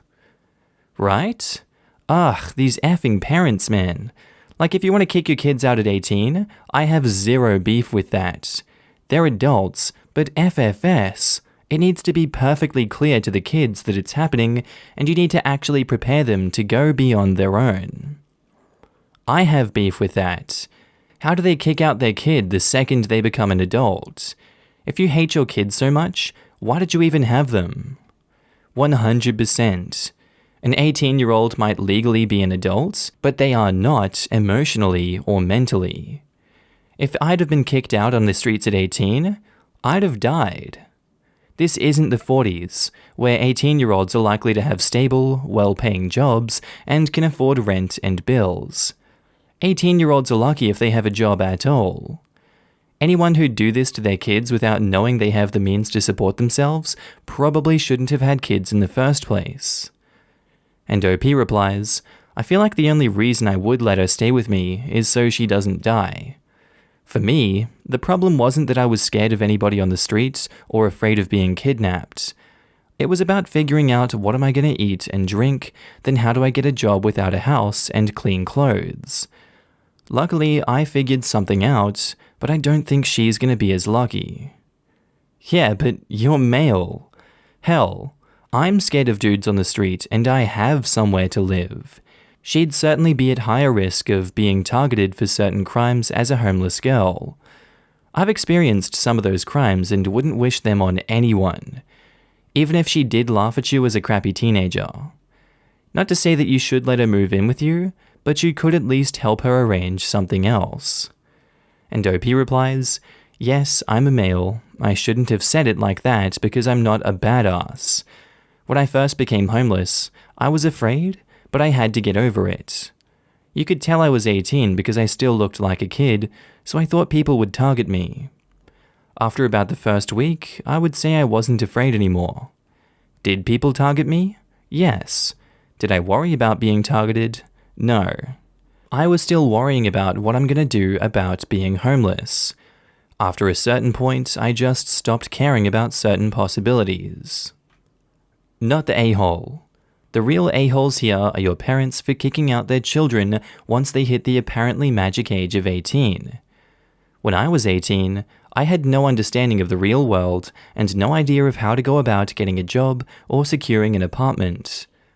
I can't imagine what I would have done if I had been in your place. And Airplane Adapter says, not the a-hole. However, I would urge you to take the high road and let her stay, but only if she agrees to pay rent. If not, I wouldn't let her stay. The only reason I say this is that she's family who's been forced into the same position by your parents as you were all those years ago. Yes, she was a bit of a dick laughing at you for all those years and ignoring your advice, but she deserves a chance to redeem herself via helping to pay for stuff. Just my opinion, as I'm a random internet stranger who doesn't know much about your position. That way she's not mooching off you, gets a job, and figures out how to adult. It would help you pay bills while giving your sister a chance. If it doesn't work out, then at least you know you did what you could. And now on to the update. Okay, so here's the update because some people have been asking. My sister finished packing her stuff like a day after my post. She asked if she could stay with me because she doesn't have a place to go. After reading what you guys said, I told her no. From what I've read, the majority said that I wouldn't be an a-hole if I didn't let her stay. She started apologizing and begging for me to let her stay. I repeated no, and that should have been the end. I tried to forget about it, but I just keep thinking about it throughout the day. At about 7 p.m., I tried to just go to sleep and forget about it. I couldn't. What you guys said about her being assaulted, and with her crying, I couldn't let her stay on the street. So, to make a long story short, I found her. It was depressing watching her just walk down the street, knowing she wasn't going anywhere. I told her she could stay with me for a while. I feel like I made the right decision, and hopefully things will get better, so that's pretty much the summary of everything. She's working on getting a job. Hopefully we can live somewhere better if she gets one. Now in the comments, Ron frickin' Swanson says, do yourself both a favor and completely cut your parents out of your lives. They do not deserve your love, affection, or your financial support when they get older. To hell with both of them. Right? OP is a good sibling. Heck, just a normal sibling to care if his 18-year-old sister is homeless on the street in the winter and a pandemic, might get sick, freeze, be assaulted, hungry, etc. Her own parents don't care? It was the right thing to do. OP's sister being on the streets is a very different thing than he as a male. The chance of her ending up in the sex trade was really high. With a roof over her head in a safe place, finding a job and helping pay her own way, they can finally start rebuilding their relationship. One that doesn't include their appalling parents. Good luck to the both of them. You made the right choice. Your sister was a child being taught bad life lessons, so long as she can now see that what she thought was so funny is in fact a harsh reality, then some lenience from you shows a high amount of empathy and maturity on your part. You went through hell, quite frankly. No one should ever have to worry about clean water, food, and shelter. Those are the basic needs for survival. You did more for your sister in this action than your parents ever did. If no one else tells you, know that I am proud of you. And OP replies, "Thanks. It means more than you know." No problem. I'm a big sister, and you are a perfect example of what it means to be the better person. I can only hope others learn from your example, and with each one that does, our world gets a little bit better. I'm so glad this is what you did. But I don't get, after reading what you guys said, I told her no? From my skimming, the most popular answers were all, you wouldn't be the a-hole, but you should let her in. Glad OP eventually figured out that not being the a-hole isn't the standard for being a decent human being, just a lower bound for it. The fact that neither kid had anything lined up when they were kicked out tells me that even if kicked him out at 18 weren't reprehensible, the parents most certainly did not prepare them for the independence they enforced. They failed as parents long before anyone hit 18. The most shocking part is definitely not that they kicked their kids out, but that they didn't prepare them. I don't like the idea of parents kicking kids out at 18 either, but my stepdad told my younger brother that he would be on his own at 18 at 15, and helped him get a job, set up a bank account, and save money, etc. starting at 16. Didn't just toss him out on his ass, and he knows he'll always have a safe place to stay with me if he needs it. But damn, these parents really made one offhanded comment, then tossed their kid out. Posted by user Pretend Panda.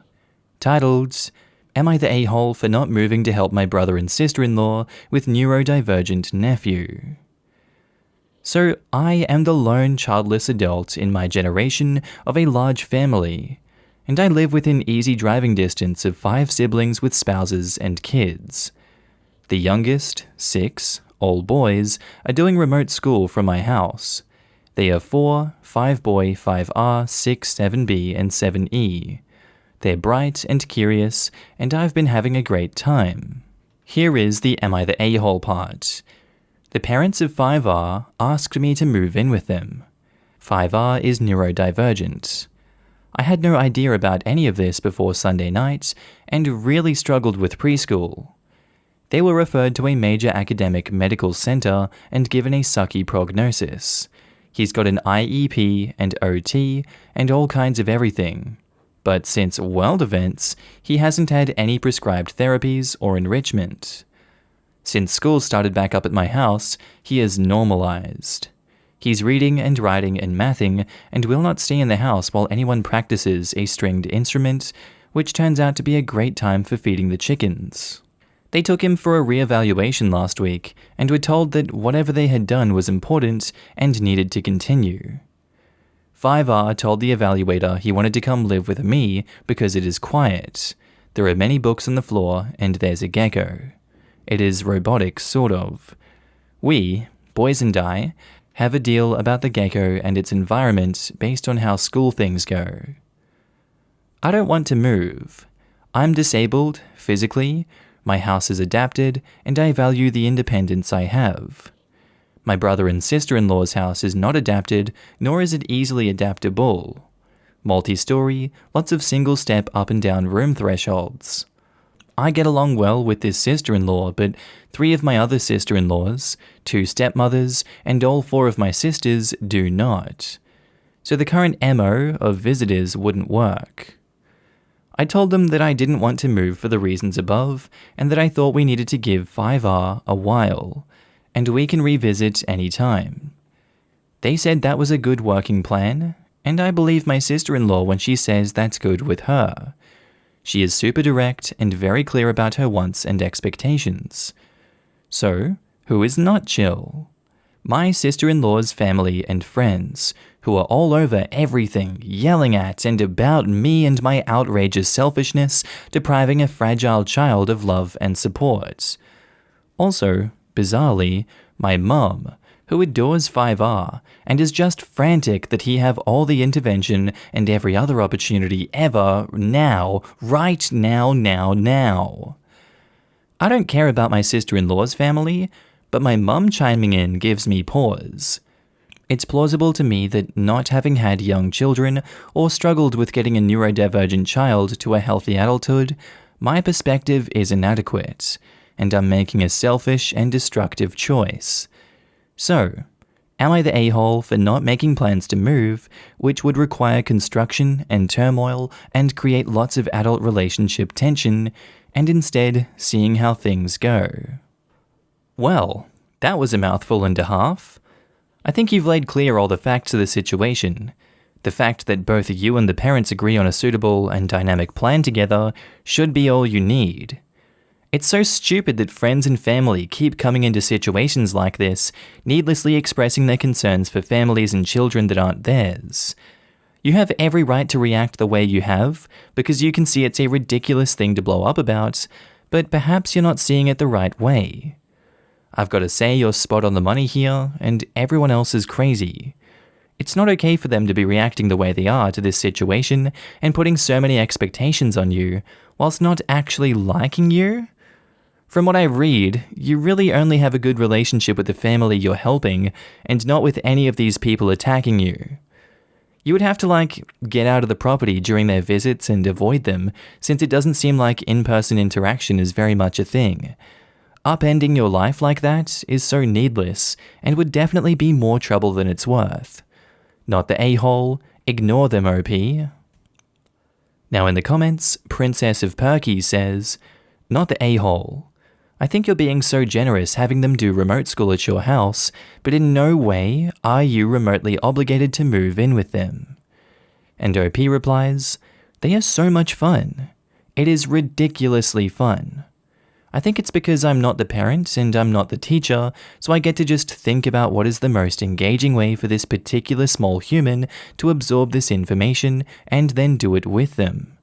And they get along very well and try to help each other. Plus their schedules and the school materials are so strange that I do not know how the actual employed parents are surviving." Not the a-hole. It's highly probable that if you did move, this child would no longer get the enrichment because the environment and expectations would change. The quietness at your home sounds like it differs from his home environment. How would moving his activities to a noisy environment change his response? The chickens? Would they come too? I'm guessing no. Also, what about his peers at your home? Are they going to begin academic activities at this place too? My point is, therapy helps a lot of children because it isolates them from distractions and focuses on them. Environment can cause effectiveness to vary. It is a ridiculous request and demand from grown adults who have access to therapies, etc., that you move for their convenience, especially when professionals did not specifically recommend that route. They said to keep up what has changed, and well, this child's normal is now visiting your home for school, so don't change that for the time being. Jack Burton says, "Not the a-hole. 5R likes your home and wants to live with you. It's quiet with lots of books. Him spending more time with you would make more sense." Edited because I found the sentence specifically asking OP to move in with them. I think they're missing the point, to be honest. They can try to imitate your home, but you moving wouldn't create the same space. Not the a-hole, even a little bit. Part of the charm of your house to 5R is that it's your house. If 5R is flourishing under your guidance, they should be doing what they can to recreate your space and vibe in their own house and continue doing what you are doing that has helped so far. Who knows? Maybe the change of moving would make things work not as well, or maybe it's in part having cousins around that have assisted in the current progress. If it ain't broke, don't fix it. And now on to the update. This is not exactly exciting, but it has been meaningful for us. I called my mum and told her she was not welcome to visit or call while the boys are having school here, especially because she's making a lot of drama and prioritizing what will make her feel better about 5R over what he has asked for and what his parents, who really love their kids and do a damn good job, and their trusted professionals are advising. I set this limit because of feedback I got in the comments and a couple of DMs, and for the first time in recorded history, my mum apologized to my brother and sister-in-law, specifically for being disrespectful and thoughtless of their parenting choices, and shooting her mouth off in a way that made a difficult situation harder. My brother, sister-in-law, 5R, and I had a conference call with the team that did his evaluation to talk about what we should be focusing on and how best to work on his schoolwork.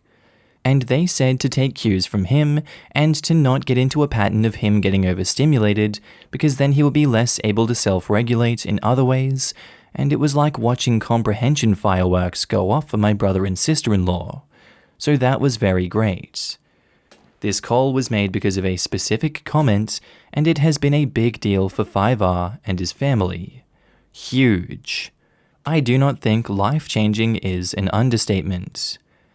My sister-in-law has gone no contact with her family because she considers all the social media stuff they did to be really overstepping, petty, and mean, and doesn't want her kids to think that it's okay in the family to try to bully by humiliation.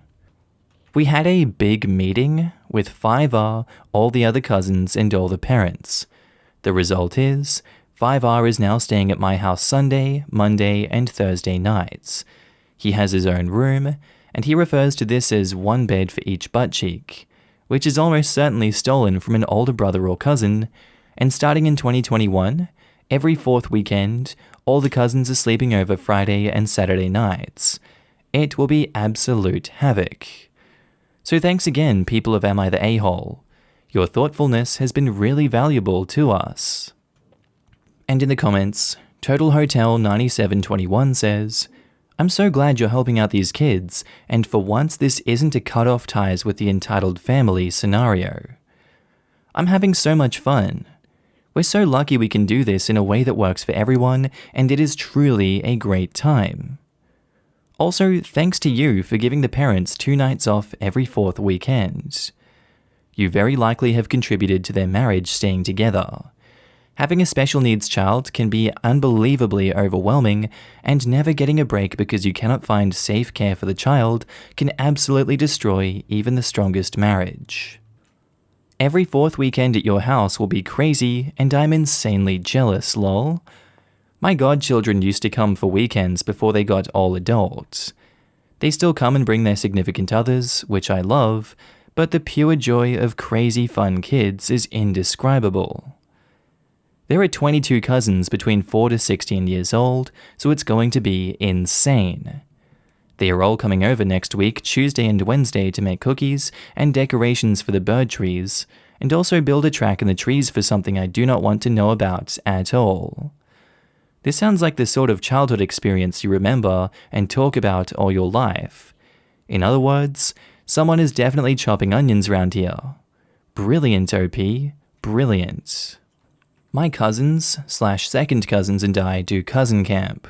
Cousins and second cousins from all the way up in Seattle down to San Diego, and we all get together for a week in the summer.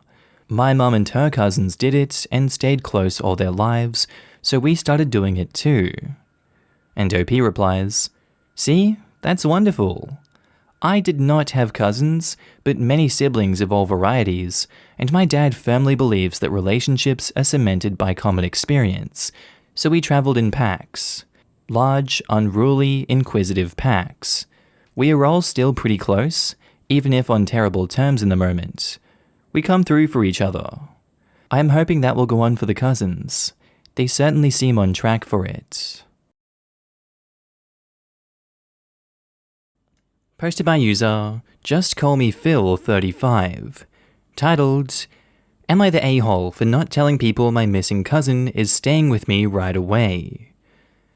It is the middle of the night and my phone won't stop ringing because of my family. To try and keep this short, my cousin Jake got outed about 4 or 5 days before his 18th birthday in the summer. His parents, my aunt and uncle, made arrangements for him to be sent to one of those awful camps that claimed they could cure him. A kid in his community was forced to go and came back and was clearly not well, so Jake didn't want to go. Jake ran away from home and jumped from one family house to another. His folks didn't file a missing person report because they didn't want to look bad to their neighbors. They just told them that he went to that camp willingly. He disappeared in the middle of October and turned up in my city a week later. After making sure that he was safe to bring home, my wife and I allowed him to stay. He didn't want me to tell the rest of the family for a while because those people at the camp keep showing up to take him. I made sure to talk to a lawyer, who assured Jake that they cannot take him. 3 days ago, he told his parents he was there. A few hours later, those damn camp people showed up, but they were unable to take him. My family has been blowing up my phone for the last 2 days, angry that I didn't tell someone sooner.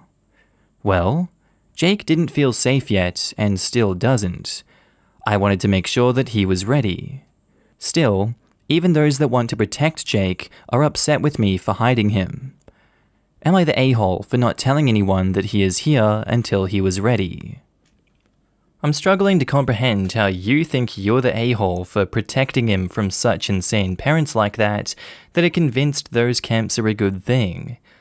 I understand how everyone thinking he's dead or missing and you lying by omission is a bad thing here, but I think it was fine given the context. Jake didn't feel safe yet and still doesn't. He obviously didn't feel safe with the family when the camp stuff was forced on him and no one else came to help him out. Surely they all knew what was going on. Like, their fears and concerns for Jake's disappearing is warranted, but that doesn't change the fact that it seems like a lot of them are complicit in this.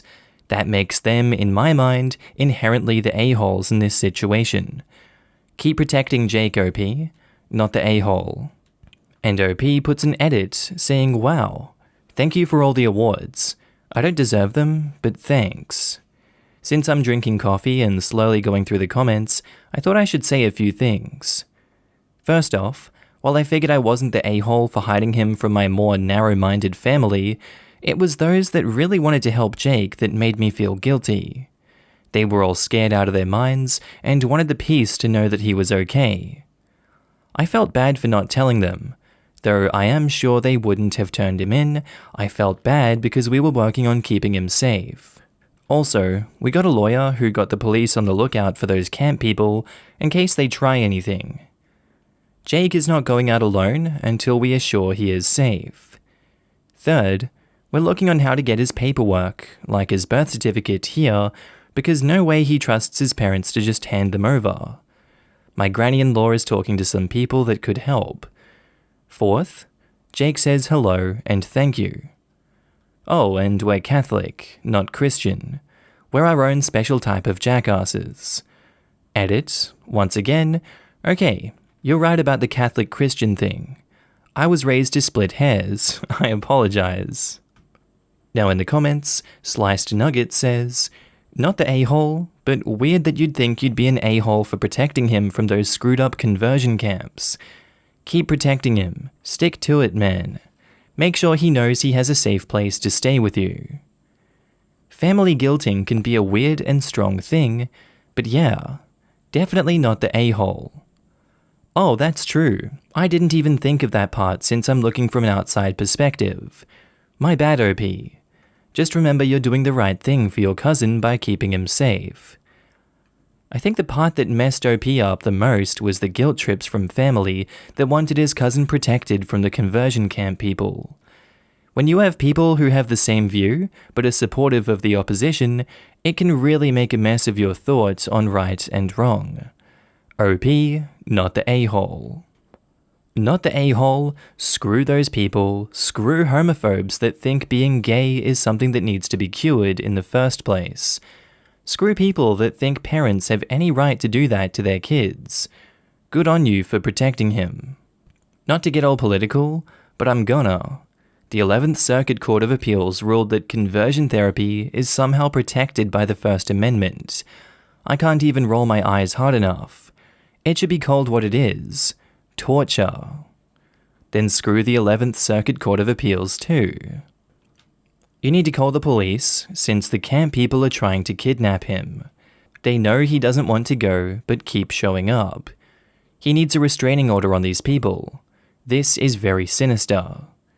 If the camp people show up again, call the police, take pictures, document everything. Ask Jake to write down every time they've come to get him and if there's other witnesses.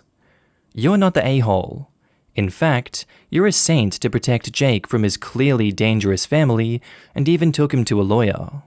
Jake didn't and doesn't feel safe because he clearly isn't.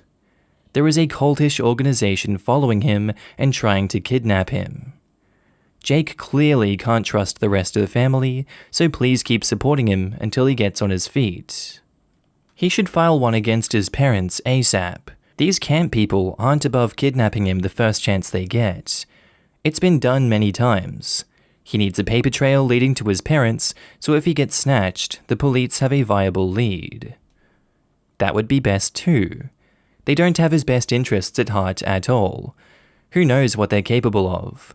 It's best that they know as little as possible about Jake's whereabouts. And now on to the update. First off, I want to say thank you to everyone for their comments and advice. Thank you for saying I was not the a-hole, because I was doubting myself. Regarding the camp people, we have footage of them coming up to our house and other family members' houses looking for Jake. So we have a clear image of what they look like. I already warned those people not to come near our house or Jake, and they seem to listen, but Jake is still not going to leave the house without someone. I talked to the police about it, and they cannot do anything unless these people break the law, but they will keep an eye out. Well, better than nothing, I guess. Regarding the paperwork, my aunt and uncle refused to hand over the papers. They want Jake to either come home or go with those people. Neither is happening. We are looking up ways to get Jake's paperwork without them, but someone suggested calling the police and explaining what happened. While I don't usually want to go that far, that is what we are probably going to have to do. Regarding therapy, Jake agreed to it. I'm getting a referral from my own therapist, so Jake is going to get help there.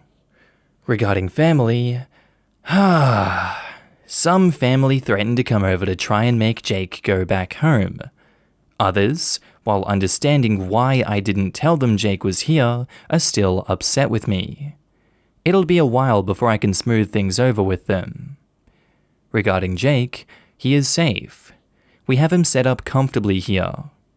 My granny-in-law pretty much adopted him, and I'm so sure she's going to put him in her will. He is safe, surrounded by people that support him, and I'm going to see about finding him some work when he's ready to try it. And again, thank you everyone for your messages and advice. We will be using them, and Jake says thank you all as well.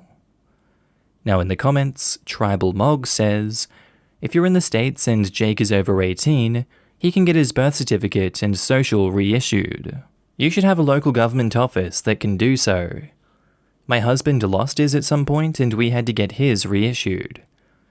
Also, as someone who also acquired a family member due to parental intolerance of their gender identity, you're doing good. We got threatened with various legal actions, but it was all hot air since there was no actual basis. So good luck to you all. It might be a bit trickier if Jake doesn't have a state-issued ID or driver's license yet, but it can be done. Start off with the Social Security office. Call them, explain the circumstances, and ask what you can bring to establish identity for him to request a new card. He will have to go in person to do this. Do not pay any websites for this service as they are fraudulent. Depending on what state, you may be able to order the birth certificate online. With both of those things, he ought to be able to get a state ID and license. Since I didn't see the suggestion in either here or in the original post, you and your cousin should be on guard against identity theft from his parents. While this is certainly a secondary consideration, his parents may go all vindictive and try to F up his life to force him to come back to them. Or they may just want to get revenge, or make the ludicrous claim that since he abandoned them, he owes them money and they are entitled to take it out in his name. His parents have all of the necessary information to create new credit accounts and the like for him, then run up huge bills. Once you get his ID situation set, make sure that there are potential fraud alerts at all of the credit agencies, change passwords, and the like. Use two-factor authentication, set up bank and brokerage accounts at places that his parents don't use, etc. You may want to check with a domestic violence shelter for advice about this, since they will have seen this sort of thing before. Brian Krebs, a noted computer security journalist, has a good online guide that I can recommend. Posted by user AMA Service Dog, titled, "Am I the a-hole for telling my boyfriend to stop teasing our dog?" So last night, my boyfriend and I were laying down in bed. Every night he gives our dog a treat. For whatever reason, he felt the need to tease her about it.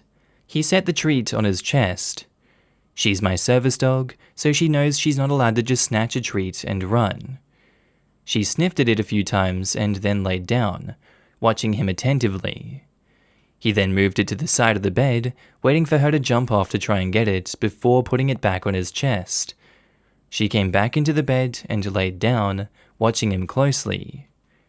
He did this another time before I told him that he was being mean and to just give her the treat. He said she was fine and they were playing. I told him I was worried he was going to teach her bad habits, like snatching the treat, etc., and to just give it to her. He was annoyed, but he gave it to her. Today he is still annoyed, saying he felt like it was my way or the highway, and that he feels like he can't play with her anymore. That he can't disagree with me about her because she is my service dog. I still don't think I did anything wrong. I didn't yell or snap at him. No, she wasn't frustrated when I told him to give her the treat, but I would prefer that she isn't pushed to that level of frustration. He kept saying he wouldn't have. It wasn't even as long as I made it sound to be. He really likes to tease and push at boundaries. I can be controlling, especially when it comes to her well-being and training, because she is my literal lifeline. He's super annoyed, I'm super annoyed, and I'd appreciate outside perspective. Am I the a-hole? How does he not understand that he's acting like such a child in this circumstance? It's not a normal pet dog where it's fine for them to have some bad habits if the family is okay with it. Like, I see it all the time in my personal experience. Whether that's morally okay or not is up to you, I guess, or up to that family. But in this situation, he has no legs to stand on. It isn't his dog, he doesn't pay for it or train it, and he doesn't rely on it to keep him alive. He's doing OP a massive disservice by teaching it these habits and then getting up OP for telling him off. Obviously, OP knows their dog better than this boyfriend. Why does he insist to keep this bitterness going just so he can get his way? I fully support that he was open and honest about his feelings and being annoyed. He didn't bottle that up and let it become more passive-aggressive resentment, so that's thumbs up. But he went looking for an answer, and he got it. If he refuses to change his attitude to that situation now that OP has shut him down, then he's an asshole for that. Plain and simple. Not the a-hole OP. Now in the comments, Coffee Hobgoblin says, "Not the a-hole. Service dogs are crazy expensive to train, and I would be upset if my boyfriend wasn't respecting that the relationship as service dog and protectee needs to be the top priority. That relationship needs to be maintained above his as a regular dog-human relationship with the dog. This is one boundary that I think you are well within your rights to hold firm on. OP replies, I've definitely played games with her where she's not allowed to take a treat. This helps prevent her from picking up food when she's working. Unsanitary and potentially dangerous if she were to eat something toxic, but I always reward her once she shows restraint, as this encourages the restraint. He didn't offer her a reward, just was amused by her eager attention. Doesn't matter, your dog, and a service dog no less. His attempt to frame this as your way or the highway is despicable. Not his decision by any stretch of the imagination. 100% not the a-hole. He can't disagree with you. She's not his pet, she is a medical necessity for you. What you say goes, bottom line. You need to set a firm boundary, and if he can't respect it, he can get the hell out. I can be controlling, especially when it comes to her well-being and training because she is my literal lifeline. It sounds to me like that's what you're meant to do, not the a-hole. I don't get why the boyfriend thinks he has a say in this. And now on to the update. So I spoke with my therapist about it, and she reinforced the not the a-hole judgment I was given. I tried to talk to my boyfriend about it, and he got very defensive about how he didn't do anything wrong. A week later, he was playing video games. He turned around, took the toy she was playing with, and turned back to his game. I knew he would hold it until he died in his game, so I asked him to give it back. He wasn't even watching her body language to see if she was upset by it, and said, "Are we really gonna do this again?" I told him no, but was seething. A few days later, I asked him to discuss it with his therapist. His therapist gave him some tools on how to discuss it with me. His therapist also suggested that he no longer should be involved with our dog in any capacity. Our conversation last night basically devolved into me yelling at him about how he screwed with my service dog's training and how scary that is for me. I can't function without her. He kept insisting he didn't mess her training.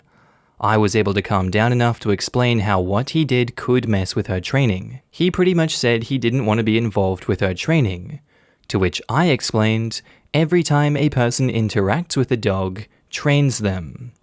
He shot back with fine. If she wants a treat, I'll just give it to her. I'll just throw the ball and not play games with her. This created a new argument where I told him we weren't resolving the issue and he was just deflecting so he didn't have to deal with it. I also began to shut down at the idea that he didn't want to be involved with my dog anymore. She adores him. He realized I was shutting down and begins to ask why. I explained how upsetting it was to hear he didn't want to be involved with the other, most important part of my life. He explained he would still love her and be affectionate, but he didn't feel comfortable with any of the things that might. He continued to pull me out of my shutdown with jokes and reassurances. This is an established request from me. This morning he called me from work, apologizing profusely. He told me I was right. I had criticized him, and it caused him to lash out because he didn't want to be vulnerable. He said he was sorry. Once he got home, he apologized again. We discussed healthier ways for us to communicate in the future to avoid us triggering each other. He was surprised I was willing to forgive him and grateful that I push him to face his issues. Everyone has issues, but he's willing to work on his. It's not my job to fix him, but to call him out when he starts BS. He has to do the work, and he does the same for me. Thank you for the reassurances, everyone.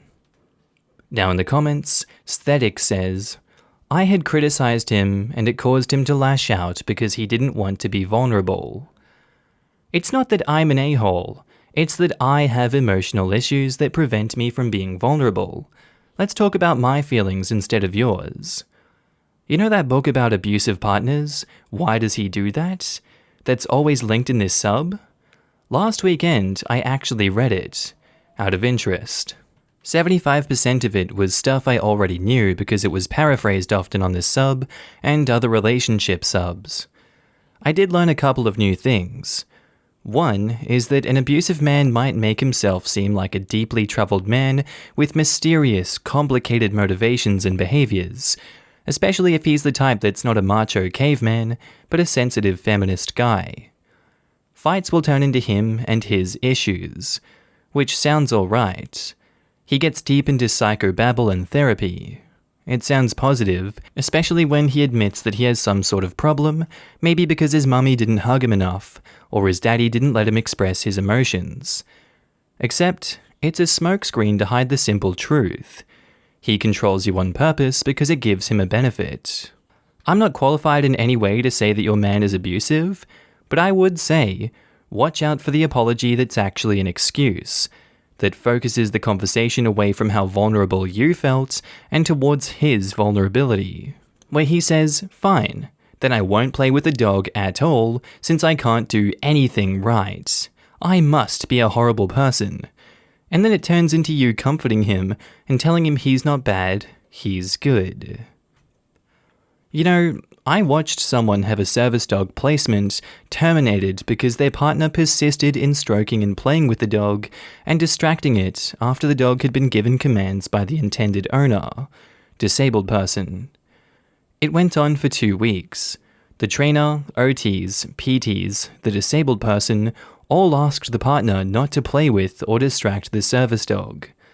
The partner did a gorgeous southern smile and nod, and at the end of the 2 weeks, the trainer came to the gym without the dog and very politely and calmly notified the client, their partner, the family, the social worker, PT, and OT that the client had been removed from their list and blacklisted.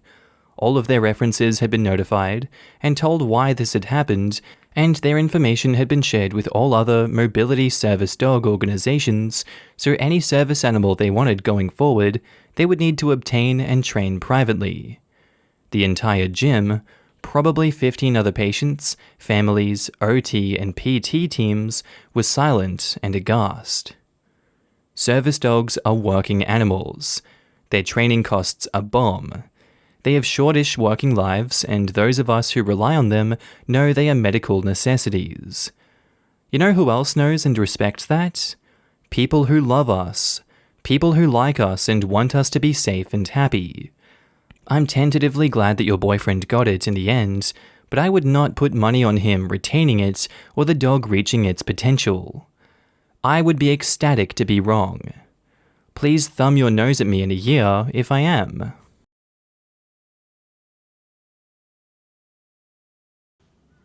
G'day there guys, and that's the end of today's episode.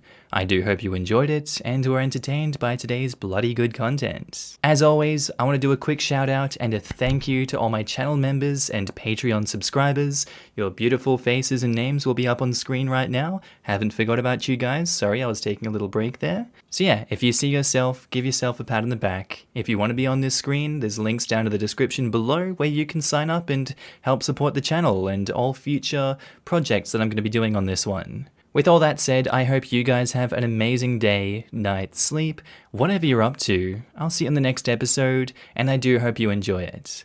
Thank you.